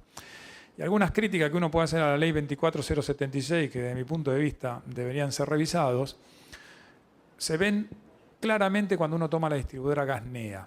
Gasnea hoy tiene desarrollada la provincia de Entre Ríos sin Paraná. La ciudad de Paraná la tiene una subdistribuidora que se llama Redengas, que es anterior a la privatización de gas del Estado. Si uno quiere desarrollar Corrientes, Chaco, Formosa y Misiones, le tiene que pedir al usuario de Entre Ríos que financie todas esas obras. Con lo cual, digamos, uno cuando mira la infraestructura que hace falta para desarrollar el gas natural en estas provincias, dice, con esta ley es imposible. Salvo que paguen 10.000 pesos por mes de gas, entonces seguramente se podrán hacer las obras, y así todo no va a haber obras para todos. Digamos, el cumplimiento de la ley lo que demuestra es que a la tasa competitiva que se le pagan a las distribuidoras, si tienen capacidad para conseguir financiación, en realidad el país está haciendo un muy buen negocio. Es una tasa muy aceptable y los beneficios que genera, por lo menos en este plazo, estoy hablando 5 o 10 años, que es lo que finaliza la licencia, traen más beneficio que el costo que uno puede ver asociado. Y lo hablo con total objetividad, yo no tengo partidismo político, ni estoy hablando de economía, acá estoy hablando de un hecho concreto, empírico, que uno puede ver. En la revisión tarifaria integral, estos son los montos que salieron de inversiones obligatorias. Después de 15 años, la distribuidora vuelve a invertir. Y lo que se hizo fue buscar un equilibrio entre el aumento entre obras prioritarias y el aumento de la tarifa que resultaba como incidencia de ese 32% al usuario final. Y salió un plan de obras que en algunos casos son muy bajos, pero en otros casos, como en el caso de Metrogas, son 10.000 millones en 5 años, valores reales, insisto, valores reales, la verdad que da una mejora en la infraestructura muy importante. Algunas distribuidoras tienen en revisión, en unas negociaciones que tienen con el Estado Nacional, el plan de inversiones, pero digamos, el total, si uno lo suma, anda en el orden de los 45.000 obligatorios y 60.000 millones de pesos que salieron como plan de obras para el próximo quinquenio. De no invertir nada a invertir esas cantidades. Últimos slides. El aumento escalonado, la RTI en el Enargas, el transporte, ese 32% de la factura, se abrió en 3 escalones, porque así lo tenía previsto unos acuerdos que se firmaron con las compañías, que si el aumento superaba el 25% se iba a fraccionar, como mínimo en 2. La verdad que otra vez, después de analizar, y acá no hablo del Enargas, sino que hablo de la macroeconomía, cuál era el fallo de la Corte y qué podía ser aceptado como incremento de tarifa final, se definieron estos escalones que se definieron con las empresas, compensándole el valor financiero que el delay en el aumento le generaba en su caja respecto a lo que tiene establecido la ley. Pero otra vez estamos hablando del 32, que obviamente tiene incidencia después sobre el 28, porque muchas veces la base es esto. pero el 40% viene de acá. O sea, si empieza a sobrar gas en verano y existen mejores mecanismos de negociación, este 40% traccionará hacia la baja. El impuesto, la verdad que con lo que veo las economías en los gobiernos y en las municipalidades no creo que se vaya a alterar. Y esto es exactamente lo que marca la ley, con lo cual evitar estos escalones sería un incumplimiento de la ley, tampoco lo veo factible. O sea, si se renegocia, será producto de volver a hablar con las distribuidoras, hacer un dilatamiento, una postergación en los planes de inversión que les mostraba antes. Ahora un poquito del GNC, pero la verdad que hablar de valores del GNC me parece que es mucho más profundo que simplemente poner un slide de cuáles son los precios que salieron establecidos en la resolución. Porque cuando se sacaron un cuadro tarifario donde la distribuidora volvía a venderle gas al GNC, había que ponerle un precio y sacar un cuadro tarifario. Eso es una obligación que también marca la ley, porque tiene que ser público y es producto digamos, de lo que hace a esa economía de la distribuidora que los contratos con el Estado Nacional deben respetar. Pero cuando salen fuera del ámbito de la distribuidora y tienen la opción de comprar un comercializador o en forma directa, estos números se alteran, ¿no? Porque al final terminan siendo parte de una negociación que puede hacer cada uno con el productor de gas para cada una de las cuencas. Esto lo que dice es que si se incorpora dentro de la tarifa, el Ministerio ha fijado estos valores para ser incorporados y tendrán la revisión que tengan con el resto. Finalizando y para tener en cuenta, yo creo que estos son algunos puntos que uno tiene que tener en la mente cuando va a tomar decisiones. Los subsidios van a ir reduciéndose porque simplemente el país no puede soportar este déficit fiscal y es macroeconomía. A mí me excede obviamente en mi análisis, pero yo cuando veo que el déficit fiscal alcanza más del 6% del Producto Bruto Interno, digo, no hay ningún país factible con estos valores.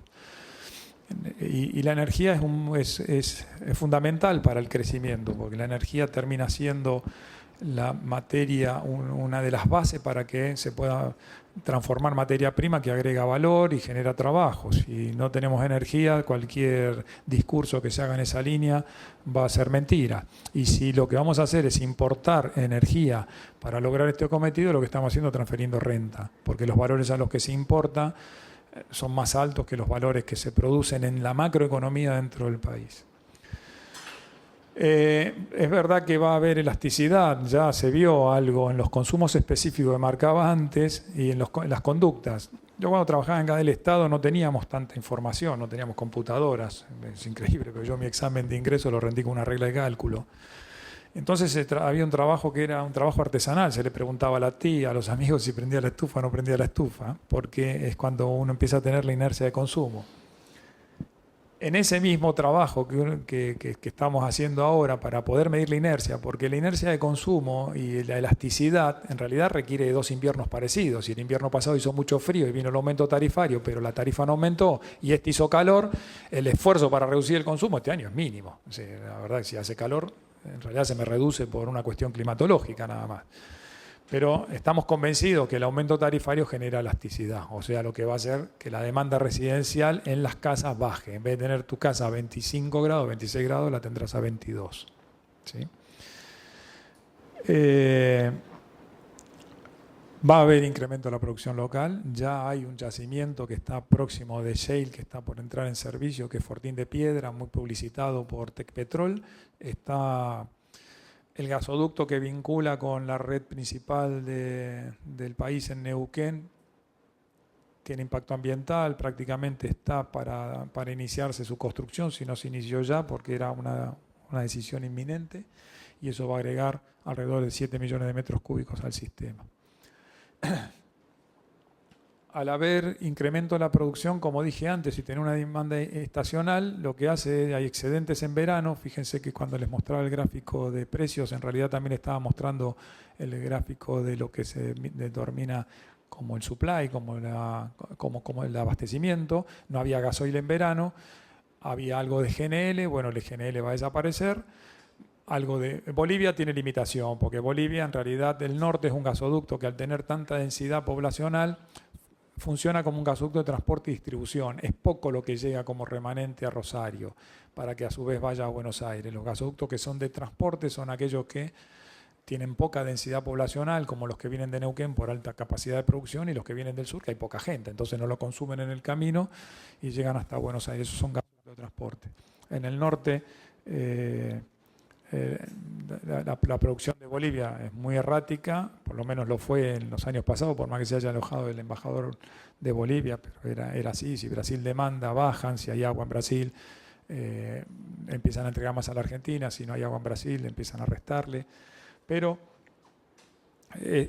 las bajadas de requerimientos afuera van a hacer que la producción local tenga algunos excedentes que lo que van a dar son posibilidades de comercializar en forma distinta. Eso lo pone el productor dentro de su ecuación. Cuando ve que le está sobrando gas, lo que trata de hacer es desarrollar mercados. Dato importante también, porque me lo preguntaron algunos periodistas, no existe una voluntad de exportar el gas. O sea, a nadie se le puede ocurrir que la mejor opción es exportar gas. Mejor es manufacturarlo en la Argentina y seguir creciendo en el desarrollo de infraestructura, y vuelvo a repetir, tanto para distribuir y transportar gas natural como para manufacturarlo. El tema es que los tiempos de desarrollo a veces no machean con los tiempos del desarrollo de la industria, y los flujos de fondo, o sea, la plata que se recupera por esa producción que hacen a la rentabilidad propia del negocio, requieren tener algún amortiguador, algo que absorba lo que uno busca, que es la cobertura, el famoso herramienta que se denomina, en inglés se le denomina hedge. Uno lo que busca es cubrirse, porque si me falla este mercado tengo que tener otro alternativo que me asegure ese flujo de fondo que permita convencer al accionista de Francia, de Alemania, de Estados Unidos, que ponga la plata para hacer este desarrollo. Si hubiese un día hablando acá en la antigua gestión con la gente de economía, cuando se estaba hablando del plan gas, yo le decía, si tenemos 39.000 millones de dólares, saquemos una solicitud en el diario que decimos muchas gracias a todo el mundo por su preocupación, pero lo vamos a hacer solos. Ahora, si no tengo 39.000 millones de dólares para hacer los desarrollos que quiere el país, voy a tener que ver cómo hago para tenerlo o no hacerlo. Es la otra alternativa. Lo que pasa también que la materia energética nuestra es gasífera pura, entonces hay que cubrir esa gran demanda, porque también si nosotros podremos reemplazar la parte eléctrica con algún otro tipo de energía, podremos volcar ese gas a la zona de gran consumo residencial, ¿no? Ese no tiene sustitución. Pensaba que iba a venir alguna pregunta en ese sentido, y lo voy a hacer ahora, el capítulo de la renovable. El capítulo de renovable, que tiene una ley en la Argentina que el Ministerio ha decidido cumplirlo con el 8%, el 20% anualmente de generación de renovables como el consumo dentro de las industrias, indudablemente es un capítulo que tiene varios puntos de vista. Primero, que los costos de instalación de la potencia son caros. Poner un panel solar todavía sigue siendo caro. Ahora hablo de economía pura. La verdad es que yo estoy convencido que cuando uno hace este tipo de análisis de fuentes renovables, tiene que olvidarse un poco del flujo de fondos. Este es un tema que el país debiera tratarlo en forma estratégica, porque el costo del viento es cero. El viento está. A mí me tocó como en YPF Energía Eléctrica desarrollar un proyecto en Manantiales Ver que tiene un factor más del 42%, llegando hasta el 60% de factor de eficiencia en viento. O sea, es impresionante. Eran 50 megavatios que funcionaban casi todo el tiempo. La verdad es que hay un problema técnico a resolver. Es un problema que indudablemente se le va a encontrar la forma, que se llama potencia aparente. Cuando uno genera electricidad, genera potencias. Una se llama la aparente, es muy complicado, no voy a entrar en detalles, salvo que sean todos ingenieros, empezamos a hablar del tema. Aún así es complicado, que se llama el coseno phi, donde da la estabilidad de la red. Cuando uno empieza a transportar energía, eso da estabilidad de redes. Si no, lo que van a tener es una fluctuación en la red que hace que no pueda poner ningún equipo, porque, digamos, variaría mucho la tensión y no habría ninguna estabilidad. Un tema, la potencia aparente. La segunda es cuando hay viento genera, cuando no hay viento no genera. Pero uno cuando tiene el requerimiento de energía lo necesita siempre. Al no haber baterías que puedan acumular los tiempos eso está en pleno desarrollo, necesita tener potencia convencional de respaldo para el día que el sol es distinto, porque cuando hay claridad el panel solar genera con mayor o menor intensidad, pero el viento definitivamente, si no hay viento, no hay generación. También que hay algunos equipos ahora que tienen algunas paletas orientables donde se le puede sacar algo de eficiencia, pero básicamente si no hay viento no genera.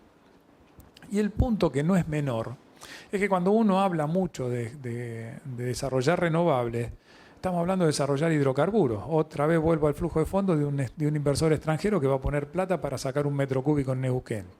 Y al mismo tiempo le estoy diciendo que el que moviliza todas estas inversiones es la generación eléctrica, porque es el que le va a dar la cobertura interna para el consumo de gas natural.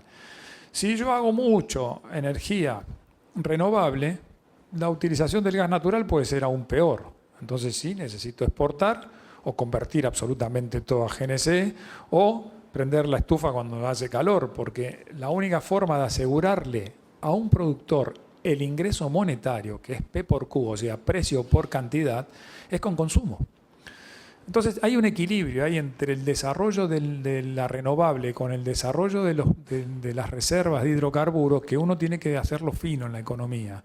Si no, lo que va a pasar es que vamos a tener muchas inversiones en el upstream para desarrollar hidrocarburos que un día desaparecen. Entonces, un día tenemos, un día no tenemos, un día tenemos, un día no tenemos. Y la verdad que lo que habría que hacer es desde el Estado, desde mi punto de vista, y entiendo que hay un equipo trabajando en esto, es buscando ese equilibrio con regulación para que probablemente haya que revisar la ley de renovables o revisar el incremento de producción de hidrocarburos. La verdad es que creo que lo segundo es más complicado que revisar cómo se va a ir incorporando la renovable dentro de la oferta de energía del país. Diversificar una matriz cuando alguien necesita crecimiento es complicado también. Es verdad que el gas tiene una incidencia de más del 50% en la matriz de energía primaria de la Argentina, pero salir en pleno crecimiento a intentar modificarlo es complicado, no es imposible, pero es complicado porque, digamos, uno necesita más, entonces lo que tiene va de base. ¿No sería más importante el autoabastecimiento en este momento? No, te voy a interrumpir acá. El autoabastecimiento en realidad tiene que ser abastecimiento eficiente. Porque el autoabastecimiento es, si vos tenés que construir un gasoducto, desarrollar un yacimiento para consumirlos 10 días por año, la respuesta es no. Porque no es eficiente en ningún escenario, porque con 10 días hay que pagar todo un año. En cambio, si tengo una terminal de GNL que la tengo a 30 minutos de Buenos Aires y los costos van a estar cerca, fíjate que puse 6,50 contra 7,50 que paga el Plan Gas, quiere decir que el GNL es más barato que el Plan Gas hoy. Entonces, te conviene tener una terminal de GNL o la planta de peak shaving de Ban, que está en General Rodríguez, que vos tenés almacenado producto ahí. Si te viene un pico alto de demanda que va a competir contra el gasoil, le mandás el alternativo. Porque otra vez, insisto, cuando uno mira la cantidad de días que se requiere el producto, no justifica hacer una infraestructura que va a estar ociosa. Es como si vos haces una estación de GNC y van a cargar 3 días por año, es decir, es imposible mantenerla abierta. ¿Entendés? Está bien, pero en este momento el saldo energético, estamos comprando electricidad a Uruguay, sí. Estamos comprando electricidad para Brasil, electricidad para agua, estamos comprando gas a Bolivia, y viene el gas de Chile, que viene de Estados Unidos, o sea, el balance termina siendo deficitario. Y quisiera decirle esto, repetirle un comentario que apareció en el diario La Nación. El ministro de Ambiente, Berman, dice que él lo que aspira, hablando sobre la energía renovable, es que aspira a llegar al autoabastecimiento y después se sentaría con Aranguren a hablar. ¿Qué podría? ¿Será cierto esto que puso La Nación? ¿Se está pensando así? Disculpe que ya... yo la respuesta más sincera es no sé. La respuesta más sincera es decirte no sé. Ahora, yo si voy a hablar de energía, prefiero sentarme con Aranguren que con el rabino. Es una opinión personal. Lo que te quiero decir es que cuando decís se importa energía de Uruguay, en realidad la represa de Salto Grande, que es por donde se importa, fue construida con ese fin. Uruguay no tiene capacidad para consumir la energía que genera Salto Grande. Si son centrales de paso, cuando tienen agua generan, cuando no tienen agua no generan. Sí, Yacyretá en una parte también. Pero son centrales de paso, o sea, vos cuando tenés lluvia, viene el agua, generás. Y la verdad que Uruguay... No, espero que no haya ningún uruguayo que se me enoje, pero es un país chico, entonces no tiene demanda para captar todo eso. De entrada ya estaba establecido que cuando se construía esa central venía para Argentina. Brasil tiene intercambios de energía de respaldo, o sea, no es una constante que se importa. Digo, claro, pero eso, una planta conversora en Garabí de 2000 megavatios que tenía la intención de bidireccionalidad. ¿Por qué? Porque cuando vos incorporás tecnología en Argentina de ciclo combinado, te quedan unas máquinas que se llaman turbovapor, que tienen baja eficiencia, te quedan como respaldo de potencia.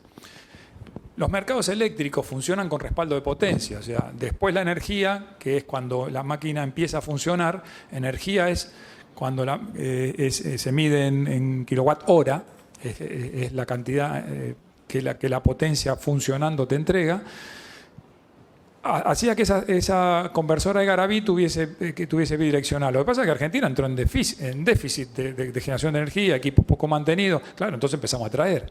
Pero alguna vez se le ha entregado a Brasil. Lo que pasa es que el periodismo, por alguna razón que a veces me cuesta entender, solamente te dice cuándo viene, pero no te dice cuándo va. Pero los intercambios son casi constantes. Y Bolivia, obviamente, por lo que marcaba antes, Dios decidió que la falla geológica más importante está de aquel lado, no está de este. Entonces, cuando uno va a mirar la misma cuenca productiva, se encuentra que las reservas más importantes están del otro lado. Por eso, a ver, después Bolivia, cuando hizo el gasoducto a Brasil, digamos también con una política de desarrollo de hidrocarburos muy agresiva, porque invitó a empresas privadas, Brasil financió el gasoducto, se aseguró un contrato. Los excedentes iban a venir a Argentina, que se procesaron mucho tiempo en una planta de tratamiento en el norte. Ahora empezó a tratar de manufacturar. Tiene potencial y la verdad que nosotros lo necesitamos, porque además, algo que no dije, pero que no estaba marcado en mi presentación, hay un gasoducto que se llama el Genea, que de Salta va a Formosa y baja por todo Santa Fe hasta llegar a empalmar en Santa Fe, cerca de Rosario. Ese gasoducto hay que llenarlo. La verdad que existen operaciones alternativas. Y siempre en la energía lo que vas a ir es contra el costo alternativo. Quizás Bolivia no puede, se pensaba que el contrato iba a llegar a 27 millones de metros cúbicos, una capacidad de 23 que tiene el norte, hacía de que ese gasoducto iba a transportar en el origen 2,5 millones, 3 millones de metros cúbicos, pero potenciándolo puede llegar a algo más. Porque aparte el gasoducto del norte tiene mi edad, es construido en el año 60, así que tiene, digamos, un gasoducto que te conviene, si bien está bien, se le están haciendo mantenimiento, te conviene también algo mandarlo por el otro lado, porque al final si lo vas a transportar y tener un caño hecho... No, sí, es de distribución, es un gasoducto que es de transporte y distribución, porque tiene mucho consumo intermedio. Pero ese gasoducto, anillando desde el norte hasta Santa Fe, la verdad que tiene una utilización desde el punto de vista, ahora hablo como despachante, fui muchos años despachante, la verdad que tiene una utilización muy importante para la optimización del sistema. Vos podés mandar GNL para el norte, podés mandar gas del sur para el norte si le das vuelta a alguna compresora. O sea, yo lo que te quiero decir es que cuando uno habla de la importación de energía, Bolivia está de base, porque como dije, el yacimiento está allá. Lo que entró por Chile es muy puntual y lo que trata de hacer es sustituir gasoil. En la medida que ese volumen sea más barato que el gasoil, te conviene entrarlo. El primer año que se hizo eso, al país le reportó un ahorro de 50 millones de dólares. Y a mí me hacía gracia porque al mismo tiempo se le hacía un juicio penal al ministro acusándolo de comprarle gas a Shell por esa terminal. Son 50 millones de dólares que se ahorró el país. Y fíjate que la información venía distorsionada. O sea, ¿qué hace Aranguren? Que no es nada de simpático, se lo digo a él directamente, tampoco tiene mucho, no es muy carismático. En realidad lo que va después a la justicia y comprueba que lo que dijeron está mal. Yo en esa parte te digo que eso es así porque lo conozco bien. Pero son cantidades mínimas que tienen un periodo muy estacional, que es en el invierno. Porque vos cuando saturás la capacidad de transporte del norte con Bolivia y la producción local, no comprás Chile. Cuando te quedan excedentes, lo comprás. Hay una modificación en el norte también para eso. Sí. ¿No le conviene comprar por el Atlántico y descargar directamente en Bahía Blanca y en Escobar? Lo que pasa es que las terminales de GNL en el país están saturadas, o sea, en el momento pico traen todo lo máximo que se puede traer. En el caso de Escobar se hizo una ampliación porque, como decía antes, eso funciona más como lo que se conoce como una peak shaving, una recortadora de picos, una planta que te va a dar ese soporte en el pico.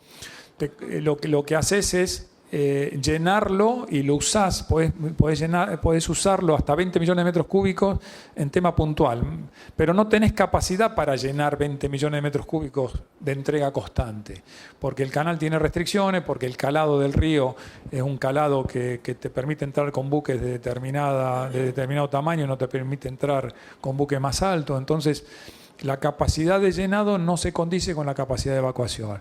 El caso de Bahía Blanca tiene algo parecido, digamos, no es igual, porque podría hacerlo, tendrías que hacer alguna modificación en el gasoducto, pero está a 700 kilómetros de Buenos Aires, o sea, al final habría que expandir tramos finales para... Y la terminal de Bahía Blanca va contra declinación de Neuquén. Si aumento la producción de Neuquén, prefiero transportar eso que comprar el extranjero, que te decía antes.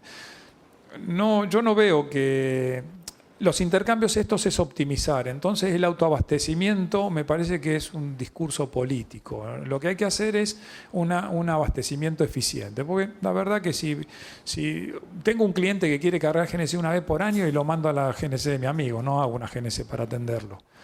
Y este sería más o menos un ejemplo de lo que se entiende como eficiente. Una pregunta, de acuerdo a lo que se conoce que está explorado, ¿por cuánto tiempo es que hay gas? Yo te entiendo. Siempre se hace una relación entre la reserva existente y el consumo para determinar qué cantidad de años de autonomía hay. Ahora bien, la reserva es un concepto económico, ¿sí? Al decir que es un concepto económico, tenés que trabajar con lo que se conoce como valor actual. Si yo voy a perforar un pozo hoy que lo voy a producir dentro de 15 años, no es negocio, porque el valor de ese metro cúbico es negativo. Yo pongo plata hoy para vender un producto dentro de 15 años, cuando hago el valor actual, o sea, descuento una determinada tasa, ese metro cúbico, para saber cuál es el valor que tiene hoy, es negativo. Entonces nadie perfora. Vos no construís una estación de GNC hoy para vender dentro de 5 años. Es decir, ¿cuánto tarda en construir una estación GNC? 18 meses, ponele, o 12 meses. Bueno, si mi expectativa es que en el 2022 voy a tener mercado, la hago en el 2021, no la hago en el 2018. Salvo que alguien te diga te la regalo. Si te la regalan, perfecto, pero si no, es un concepto económico. Entonces, es un término engañoso. Lo que es un término engañoso es un término económico. Cuando uno habla de reserva, vos fíjate que las reservas no forman parte del activo de una compañía. No sé si toda la gente lo conoce, pero la reserva se buquea, pero no se activa. Me imagino que muchos de ustedes están familiarizados con balance. Vos cuando ven una compañía la vendés por el valor que tiene. Si este sillón vale 4, lo vendo a 4, mi activo como compañía es 4. Pero si, no, pero acá se van a sentar 4 o 5 personas importantes. Eso sería un intangible, porque la verdad que vos no valorás el sillón por los que se van a sentar, valorás el sillón por lo que vale. Lo mismo te pasa cuando vendés una petrolera. La petrolera se vende por el activo, pero el buqueo es lo que le dice cuál es el flujo de fondo futuro. Entonces, vos tenés dos formas de valorarlo. Uno es el activo en sí, porque cuál es la instalación que tengo como bien contable, porque tiene incidencia en impuestos y demás, y otro es porque cuál es el flujo de fondo que tengo en función del buqueo. Decirte, yo lo que te digo es que Vaca Muerta tiene un potencial muy importante, se están trabajando en infraestructura que permitiría la captación de esos volúmenes, y ya se empieza a discutir una pelea de mercado, por ejemplo. Esto ya empieza a suceder, porque tenés actores que son muy importantes. Exxon formó una empresa que se llama XCO hace bastante, que están trabajando en la cuenca neuquina y lo hacen bien. Total tuvo unos pozos que ensayó con una forma de perforar que es horizontal y con múltiples fracturas, se llama, que les ha dado buenos rendimientos. Shell, lo mismo, está invirtiendo, y Tecpetrol, que fue el que primerió a todo el mundo y salió con un yacimiento, se llama Fortín de Piedra, que va a arrancar con 7, pero tiene un potencial de 19. Dow Chemical, YPF en el Orejano. Potencial para desarrollar es altísimo. Lo que pasa es que nadie va a ir a perforar para esperar. Sí, entonces, esta relación no... Digamos, se te puede dar un número, pero digamos, lo único que te sirve es para saber cuál es el costo de capital, no cuál es la disponibilidad de hidrocarburos. Pues sí, viste, a veces las empresas están muy líquidas, los bancos, vos fíjate que cuando vas a un banco de Estados Unidos, de Canadá, el 9% ese no existe. Andá a colocar plata en algún país, andá a España a colocar euros, tenés tasa negativa en algunos casos. Entonces, digamos, en esos países estas cosas se hacen. ¿Por qué? Porque antes de perder plata en el banco la pierdo en una instalación, que eventualmente podrá seducir a alguien para que me la compre. Pero en este país donde vos podés hacer un negocio financiero con una rentabilidad bastante buena, solamente haces inversiones si tenés seguridad jurídica, que no es un tema menor, y si tenés una rentabilidad que, si no es igual, por lo menos compare contra tu alternativa. ¿Sí?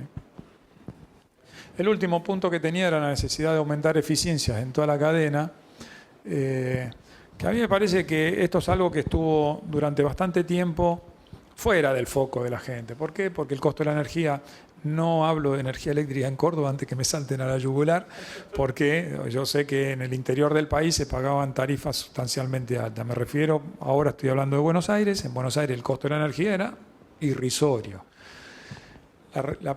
El término correcto es decir irrisorio. A mí me hacía gracia porque cuando yo tomé Metrogas, o mejor dicho, cuando tomamos Metrogas y me tocó a mí presidir el directorio, pero con algún gerenciamiento sobre el tema, cuando hice el mapa político del aumento tarifario y lo comparaba con la administración anterior, le decía, aumentale a los R1 que están teniendo el subsidio mayor, porque es todo Recoleta, no te van a votar nunca. O sea, si lo que estás tratando de que no tenga, de que no se te pianten votos, por acá no es.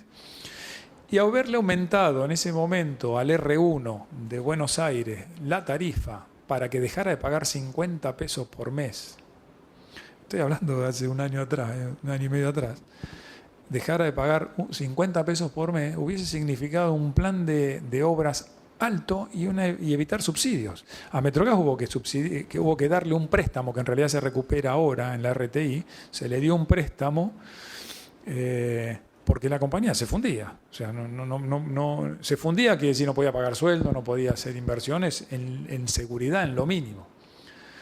No fue un subsidio, insisto, fue un préstamo que se le recuperó ahora en la RTI. Aumentar eficiencia también le genera a ustedes una responsabilidad, que es revisar lo que tienen contratado, revisar cómo consumen y tratar de optimizar esa cuenta para que, digamos, no haya algunas cosas perdidas en el medio que, de alguna forma, para lograr rentabilidad tenés que trasladar, ¿no? Porque si vos haces una inversión y tenés una ecuación económica con un objetivo de rentabilidad, si tenés ineficiencia se traslada. Esto pasa en el usuario de Ushuaia, esto pasa en algunas empresas que dentro de su estructura de costo del gas natural no incide nada. Hay algunas empresas que fabrican determinados productos donde pues, la incidencia del costo del gas natural puede ser de un 10%. Pues directamente ni lo analizan, van y lo pagan y se terminó.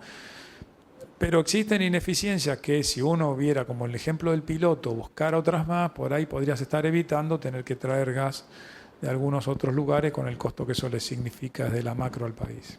No tenía otro slide, esto era todo, pero en realidad lo más importante es que surjan, como están surgiendo el diálogo con ustedes, para que me pregunten. En un momento se dijo que el ministro Aranguren, si tiene ese dato, no quería el GNC como combustible alternativo, se lo quería utilizar para la jornada. Eso es una realidad porque generó a la industria de GNC le generó pánico. ¿Qué pensamiento tiene el ministerio completo, incluyendo también a Macri sobre el puerto? Sí. A ver, mira, algo gracioso cuando íbamos con Aranguren, que yo lo acompañé a la interpelación en el Congreso, decía, tratá de no caminar muy cerca mío, alejate un poquitito porque vos no pegás una. A ver, totalmente equivocado. O sea, yo te digo que cuando el ministro está favoreciendo el desarrollo de hidrocarburos en las cuencas productivas del país, lo que necesita es demanda. Entonces, si demanda significa... El GNC, no lo mires como el expendedor de GNC que vende el producto. Para que alguien vaya a cargar GNC tiene que haber un auto convertido. Tiene que haber instalaciones, un compresor, tiene que haber alguien que te fabrique la manguera, el chicote, tiene que haber un montón de cosas que hacen una cadena, un taller de equipo con proveedor de equipo completo, o sea, tiene una cadena asociada cuando llega al surtidor, incluido la producción de gas, que hace a la economía, que ya impacta en la macro. O sea, yo te aseguro que Aranguren no dijo eso. Lo que si yo agarro 4 palabras de Aranguren y las saco, te digo que el día que hace mucho frío no va a haber GNC porque tengo que priorizar el gas de la hornalla. Y eso es irrebatible. Pero ahora te lo voy a explicar técnicamente, no te lo explico políticamente. Si un usuario residencial se queda sin gas, hay que ir a hacer un barrido de la cañería para habilitarlo, porque si corre el riesgo de que se le forme mezcla explosiva. O sea, lo peor que te puede pasar es que una ciudad se quede sin gas natural, como pasó, por ejemplo, en Comodoro Rivadavia voló un caño, se quedó la ciudad sin gas, se tardaron 3 días llevando todos los matriculados del país para habilitar. También. también como dice él.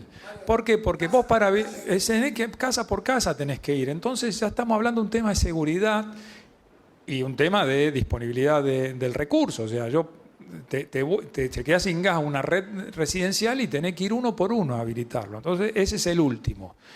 Y la otra es, si tenés un hospital con gas natural o una escuela con gas natural, la verdad que ese día, si te está faltando gas, que no carguen GNC, que usen el alternativo un día, para que si te vienen 10 grados bajo cero, se puedan atender las hornallas con el producto. Eso dijo Aranguren. Y la cantidad de días que eso sucede, este año fue 0. Y el otro año, como yo lo dije varias veces, fue el año que me cortó a mí. Cortar el gas natural no tenían que buscar mucho, yo se lo dije, Pablo, a vos también te lo dije. Vinieron que me atacaron en Argás, me vino unos cuantos a atacarme. Y dije, muchachos, a ver, en Córdoba el consumo ni se notó, pero la industria estaba mal acostumbrada, la industria no cortaba. Se le decía, señores, bajen el consumo y no bajaba. Entonces, cuando vos sacás un corte al GNC, aparece televisión, aparece un montón de temas, porque el tema impacta mucho desde el punto de vista social. ¿Qué hizo eso? Que la industria dijo, miércoles, si se armó este lío, vamos a cortar porque el tema viene serio. Porque Bolivia había bajado 20 millones de metros cúbicos a la entrega, no era un tema menor. Realmente el sistema estaba necesitando corte. La industria bajó, el GNC prácticamente cortó muy poco, fue un día, 2 días, si no me equivoco, que se mantuvo el corte, después se pasó de las 18 horas en adelante para atender el pico y se terminó la historia. Eso es lo que originó que Aranguren diga esto. Pero Aranguren, ¿sabes lo que pasa? Que todos dicen, bueno, como vendía combustible en Shell, seguramente ve esto como la competencia. Bueno, yo te digo, Aranguren no trabaja más en Shell. No tiene estaciones de servicio, no tiene ningún negocio asociado a eso. Las acciones de Shell las vendió, como saben todos, por la presión que tenía. Y jamás te haría algo que reduzca el consumo de gas cuando está tratando de favorecer el desarrollo de nueva producción. O sea, no. Sí. Allá atrás también después había uno que... El gas natural es un commodity. es discutible eso. Es discutible, sí. Pero si lo tomamos conceptualmente así, ¿cuál es el valor internacional de un millón de dólares? Claro, bueno, por eso te decía que es discutible, porque cuando empezás a hablar de commodity, a ver, el gas del norte no es un commodity. ¿Por qué? Porque tiene un solo canal de distribución y un objetivo de mercado bien determinado. O sea, yo agarrar gas de Salta, producido en Salta, y venderlo en Tierra del Fuego, lo puedo hacer con mecanismos comerciales, pero no lo pueo hacer como un litro de querosén, por decirte. Lo agarro en una refinería y me lo llevo donde quiera. Porque, digamos, nosotros vamos a terminar en diciembre del 2019. No, es lo que estaba diciendo antes, que no va a ser así. Mi punto de vista es que no va a pasar eso. Yo leí la resolución. Sí. No sabía que esa resolución podía no ser así. O sea, como claro. justo la ley. No, está bien lo que decís, porque está bien lo que decís. Tu interpretación es que hay un sendero de precios que dice que el GNC va a pagar este valor en el 2006. Yo lo que digo es que vos tenés a alguien que te vende hoy, que compra y vende gas, y ese va a tener una capacidad de negociación con alguien que tiene producto en excedencia para una demanda flat, y por ahí le dice, viste que el ministro dijo 6,20, te pago 4,80. No te vendo, listo, me de vuelta lo voy a él. Che, ¿vos me vendés? Alguno va a vender, porque no existe ese tipo de cartelización. Porque existen otros mecanismos cuando vos producís hidrocarburos. Normalmente cuando vos producís gas, producís líquido. Sabés que el petróleo se vende mucho más caro que el gas natural. Y nadie va a dejar de producir crudo por hacerse el pícaro con el precio del gas. El tema es que siempre terminás hablando de una tasa de retorno. Si yo yo puedo usar el gas como complemento a una rentabilidad esperada a un yacimiento, puede ir a rentabilidad resultado, o puedo usar el crudo, pero la verdad que este escenario tercero no existe. Nadie usa el crudo como variable de ajuste. Pero vamos a suponer que yo quiero obtener una rentabilidad en un yacimiento determinado del 15%, la variable de ajuste va a ser el precio del gas. Ahora, si vos me pagás 6 y a mí me dice que para obtener el 20% lo puedo vender a 3,77, y te lo vendo. ¿Está bien? Porque nadie anda haciendo caridad. ¿Por qué? Porque lo que va a hacer es tener mejores resultados. Y ahí es donde empiezan los planes de incentivo. O sea, el Estado tiene que estar muy atento porque este tema está hablado y está observado, porque si empieza a haber muchos excedentes en caja, vamos a suponer que el resultado neto de las compañías se eleva mucho y vos estás pagando subsidios, sos el rey de los tontos. ¿Está claro? Porque el subsidio es el resultado. Entonces tenés que estar muy atento a esta ecuación. Hay mucho de política ahí. Yo lo que a ver, sintetizando, esa es una guía. Dice, como el valor del commodity, entendido el gas natural como commodity, el que viene por GNL, porque es el único que tiene ese comportamiento, y es tu alternativa de punta, vos tenés que ir a equiparar eso, porque tu alternativa de combustible es este. La verdad que no es así. En enero no es ese, en julio puede ser que sea ese. Entonces, ¿cuál va a ser mi precio? Y en julio probablemente sea 6,80. En enero... Esa es la pregunta. Sí, claro. Sí. Lo que pasa es que está... Sí, pues sí. Sí, no, pasa en todos lados. Cuando vos viste esa curva que te decía cuál es la disponibilidad de gas a sistema, que se empieza a revertir, empieza a ver lo que se llama competencia entre gas competition, ¿viste? Porque, ¿qué pasa? Ahí empiezan los productores a mirar y decir, uy, si este produce más y la demanda está baja, o exporto para que estemos todos más o menos tranquilos durante un tiempo, o genero demanda. Pero antes de exportar, la verdad que prefiero venderte a vos. Yo, como vendí gas mucho tiempo, yo prefiero venderte a vos, ninguna duda. Es más, prefiero vender a una distribuidora. O sea, pero vos lo tenés claro. Ah, sí. Vas a un sendero de Vas a una libre, digamos, los precios al estar acotado el mercado y ser medio cautivo tampoco se disparan mucho. Digamos, no es que vas a conseguir uno a 10 y otro a 5.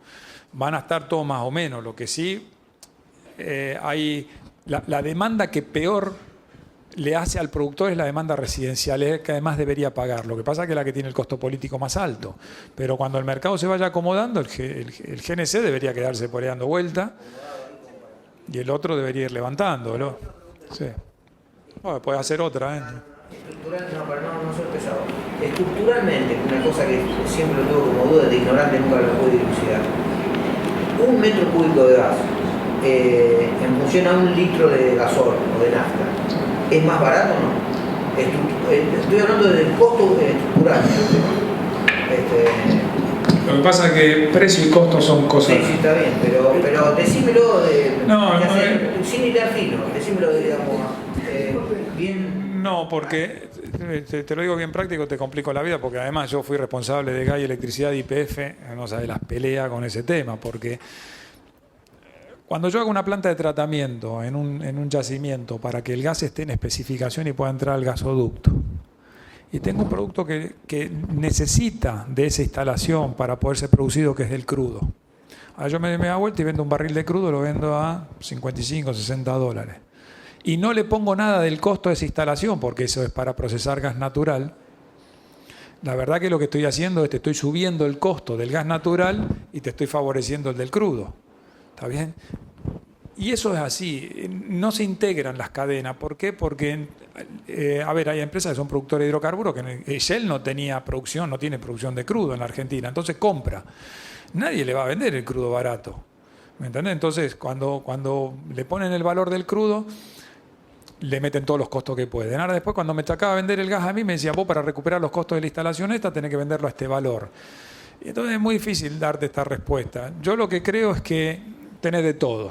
Tenés yacimientos donde producir un metro cúbico de gas asociado es realmente muy económico, y tenés otro de shale donde vas a perforar una roca, la productividad es mala y es muy caro.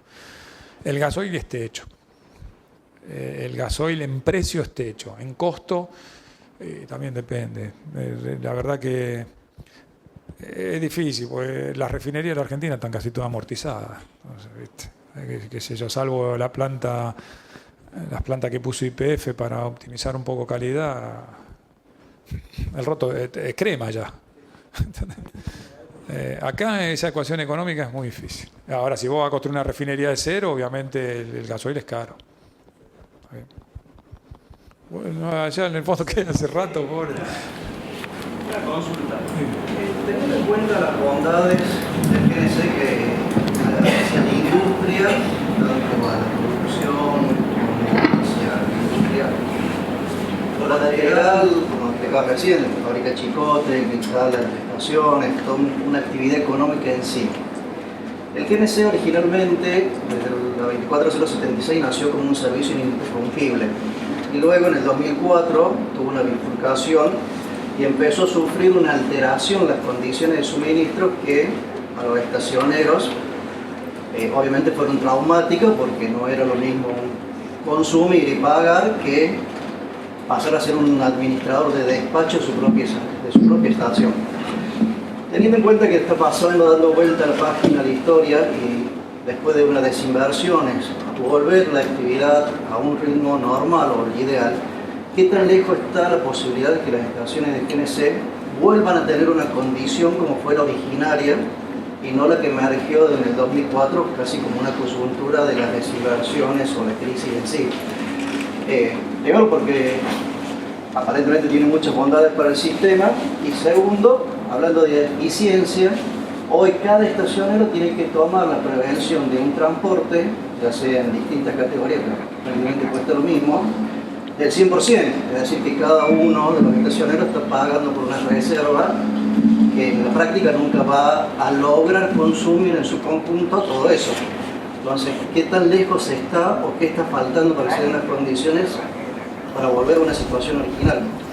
No, la respuesta más sencilla es una reforma fiscal, porque ya se hizo eso. Lo que pasa es que al incorporar el costo del gas tan importante dentro de la base del cálculo del ITC, básicamente, y la tasa hídrica, más el resto de impuestos que fueron incluidos, municipales, o sea, se te fue el valor del producto por impacto fiscal muy alto.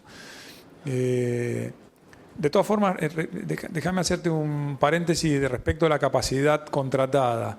Al final, en cualquier escenario tenías que tener eso, porque vos ibas con la distribuidora y tenías que contratar una capacidad determinada en la redistribución. Podía ser firme, interrumpible, ¿sí?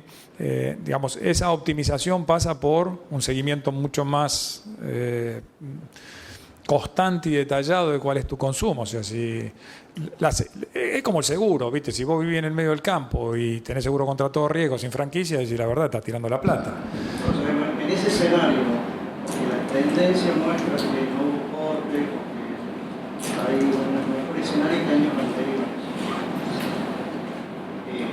¿Están dadas las condiciones para bajar ese riesgo o no? ¿Se ha mejorado tanto como para que se pueda bajar ese nivel de riesgo o hay que seguir trabajando con eso? Mirá, mi opinión hoy es que vos podrías, yo si sería dueño de una estación de servicio, trataría de optimizar, ¿no? Diría, no pagaría más que lo que necesito. No sé qué elementos de control tiene cada uno individualmente para hacerlo, pero la verdad es que si me preguntás a mí si consumís 6.000 y tenés 8.000, yo bajaría a 6.000, pero por una cuestión obvia. Y haría un interrumpible por el resto. La verdad que el que te está dando el servicio hoy me escuche, me mata, pero digamos, ¿para qué voy a ir a comprar 2 leches y todos los días tiro una? Paso a comprar 2. Eso digamos, si están dadas las condiciones, siempre estuvieron dadas las condiciones. Mirá algunas redes de distribución que tienen serios problemas de abastecimiento durante el pico de demanda. Te venden un firme. El GNC como ininterrumpible, otra vez, es porque es muy difícil de controlar todo este segmento. Es decir, ¿cómo? Vamos a suponer que te diga que es lo que es útil algunas veces para el sistema. A partir de las 6 de la tarde hasta las 10 de la noche no vendés GNC. Y vos ponés un cartel y van toda la mañana. O sea que en términos de volumen, digamos, no tiene incidencia. Si el problema es de volumen, esa medida no sirve. Si el problema es de presión, esa medida sirve en alguna red. Ahora vamos a suponer que tenemos cualquiera de los dos problemas. Vos tenés un firme todo el año y hace mucho frío, tiraste la plata. Porque el día que tu producto vale, que es tener el firme, no lo puedes usar. Entonces depende de dónde estés, depende de cómo sea la ecuación de tu compañía y depende de cuánto tengas de recursos para seguirlo. Así, pues, viste, otra vez, si yo soy un jeque árabe y me dicen seguro contra todo riesgo sin franquicia en el medio del desierto, no me hace nada, digamos, dentro de mi economía, ni me hace perder el tiempo seguir. Si hay mucho coche dentro del campo donde yo ando, si me le puedo pegar un pájaro, si se me puede caer un árbol, ya. ¿Entendés? Es una pregunta que en lo individual es fácil de responder. Si consumo 6.000, ¿para qué tengo 8.000? Yo no los tendría, pero yo hace 39 años que trabajo en esta industria.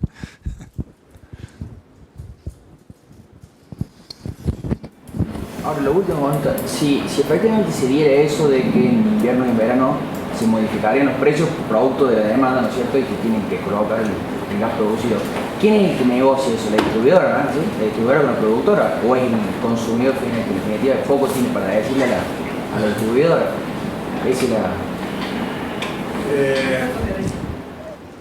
A ver, lo peor que le puede pasar a una distribuidora es que yo ponga una GNC. ¿Está bien?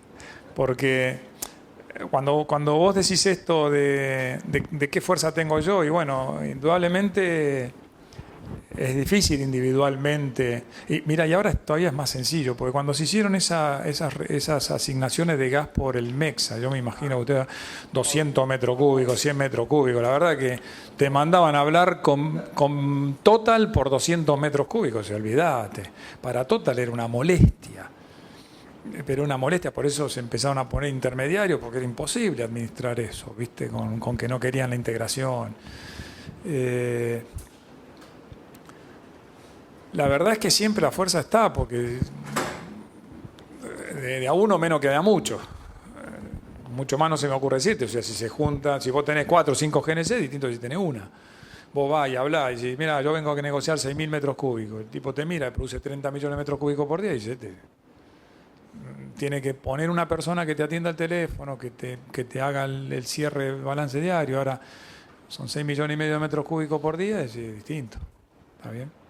6,5 millones de metros cúbicos no lo produce más de un productor en la Argentina. ¿Está bien? A un segmento que no tiene incumplimiento paga bien, que es flat. ¿Viste? Se te hace agua a la boca como productor un segmento así. Ahora, esto es una parte de la película, la otra es la administración. Porque lo que se conoce como el día después del flujo de gas, que es el back office, es el que dice de los 6,5 millones, cuánto vos, si tenés desbalance te lo trata de corregir, si no tenés balance te lo da. De a uno, por eso existen las empresas haciendo este servicio, porque de a uno es difícil. Digamos, y esta pregunta te hago, ¿cómo haces convivir esa libre oferta y demanda con la moda esta de los renovables? No, a ver, viste, sí, cuando van las leyes de mercado, para mí el que... Porque viste lo que pasó en Uruguay, se encorsetó con una tarifa loca y ahora no saben qué carajo hacer con la energía. Cualquier tipo invertía en renovables, ¿viste? Y me parece que hay mucho de snob, ¿viste? Porque cuando tenés un metro cúbico de gas regalado, ¿viste? Bueno, pero tenés razón, mira, acá hubo, vámonos un poquito para atrás. Cuando operaba el mercado eléctrico a costo marginal, que era competitivo, apareció una empresa llamada Capex en el sur que puso una generadora de electricidad en el yacimiento. Entonces, como vos ofertabas al mercado para entrar al spot y el spot se marcaba con precio de gasoil, con precios altos, lo que hacía declaraba cero en el costo del gas. Entonces su máquina salía despachada siempre.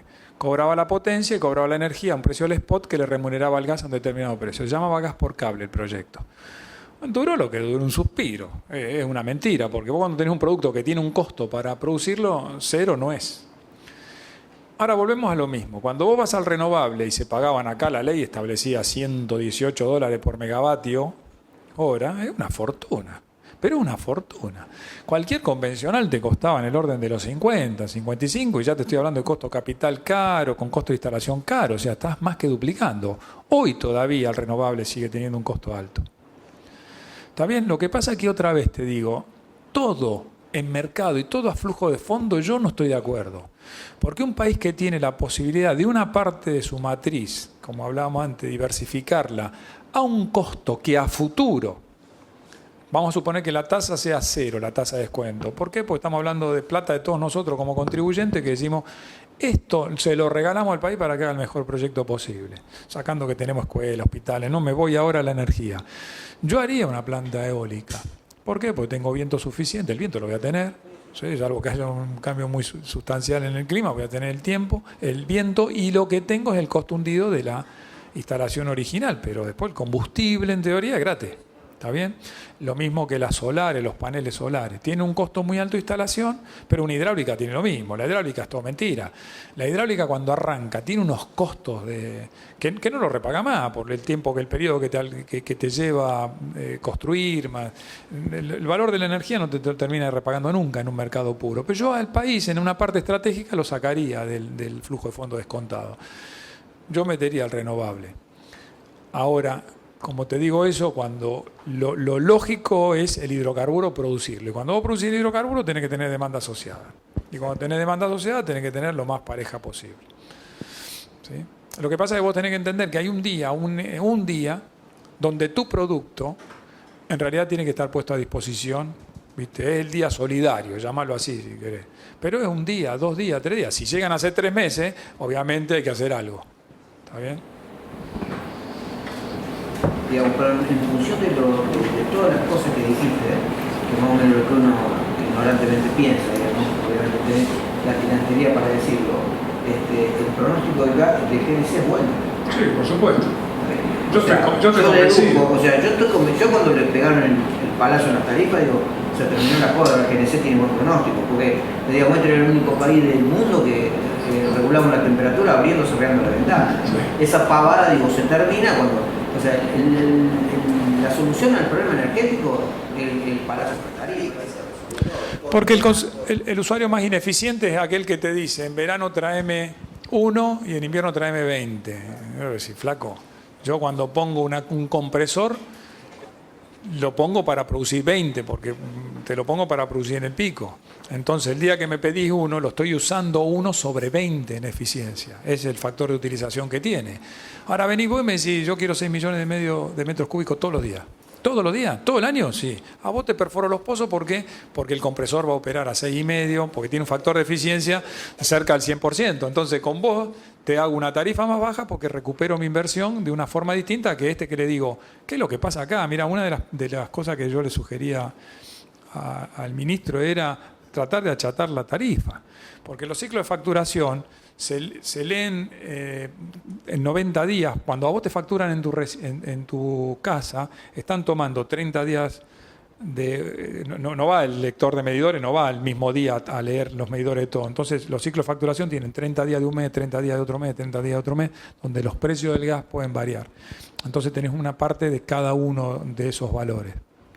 O sea, si vos achatás, podés pagar un abono, vos pagás un abono de 1.000 pesos por mes y tenés derecho a esta curva. Y si te pasa, vale tanto. Entonces, eso se usa mucho, muchísimo en el mundo. En Inglaterra, en varios lugares se utiliza ese abono, donde el tipo va a mirar el medidor todos los días, porque si se pasa, sale mucho más caro. Y entonces, achatando, vos lo incorporas en tu economía y en el verano vas a pagar más que lo que paga ahora. Yo te pregunto cuánto pagas en el verano, no lo sabés. Ahora, la última del invierno te la acordás perfecto. ¿Me entendés? Porque es así. Es verdad que ese usuario debería pagar más que vos, que digamos, son más previsibles. Como también una usina eléctrica debería pagar menos, ¿por qué? Porque lo llama cuando te sobra. Lo que pasa es que el alternativo que tiene es mucho más caro, entonces también jugás con ese tema de precio. Básicamente es así. ¿No más preguntas? No, pero para sintetizar, y eso sí me parece que para ustedes es importante, yo la verdad que si me preguntás a mí, yo el futuro del GNC, sí, por supuesto. Te iba a hacer esta pregunta, yo te doy 3 palos. ¿Aceptas el GNC o no? Esa es la pregunta técnica, independientemente de eso. Sí, igual si me das 3 palos me parece que me voy por ahí, pero me voy a divertir un poco, yo todavía sigo un poco estresado. No, yo sí, invertiría en un GNC, sí, la respuesta es sí, sí. Porque, insisto, hago empatía. Vos hacés un poco de empatía para, digamos, ponerte en el lugar del otro. Si vos vendieras gas, ¿a quién te gustaría venderle? ¿A una usina? Nunca lo he pensado en esos términos, pero técnicamente es real. O una petroquímica. Si vos me decís, le voy a vender a Cerri, que produce licuados, sí. Le voy a vender a Pasa, que es una petroquímica, sí, a Dow Química, fertilizante, a la planta de Profertil Urea, sí.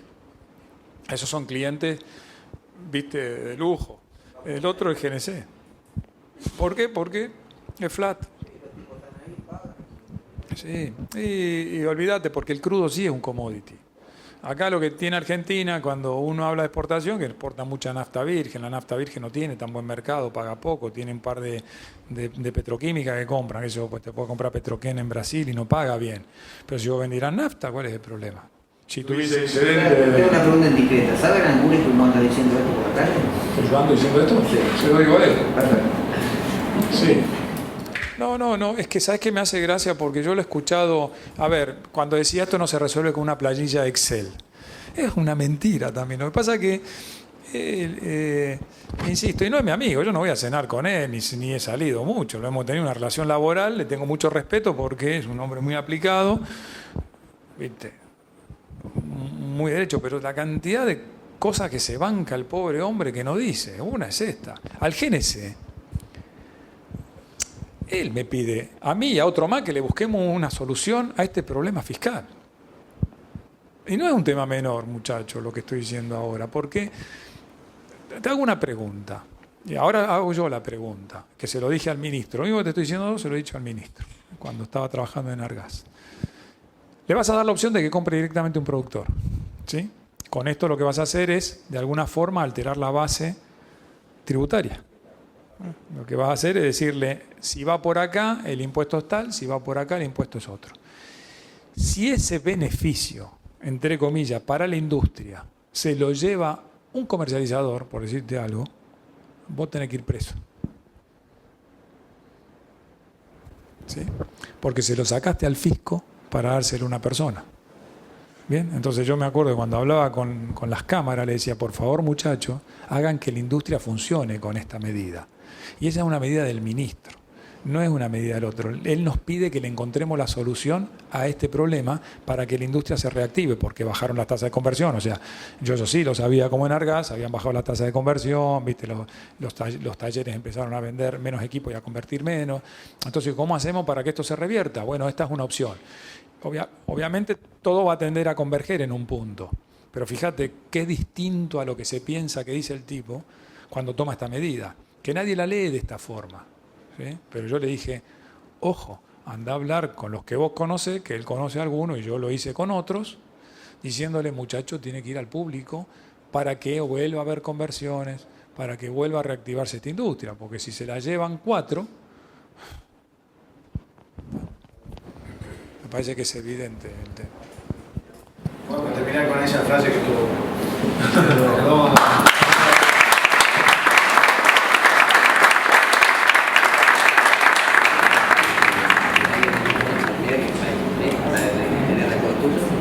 Trata muy bien esta gente. Y también quería, de todo, darte una tarjeta para que te la puedas y eso sí lo va a tener que leer toda vez que FECAP, la Federación de Expendedores de Combustible y Afines del Centro de la República, otorga el presente reconocimiento a David Tesano González por su extraordinaria labor y aporte en beneficio de la industria del GNC. Córdoba, 17 de octubre de 2015.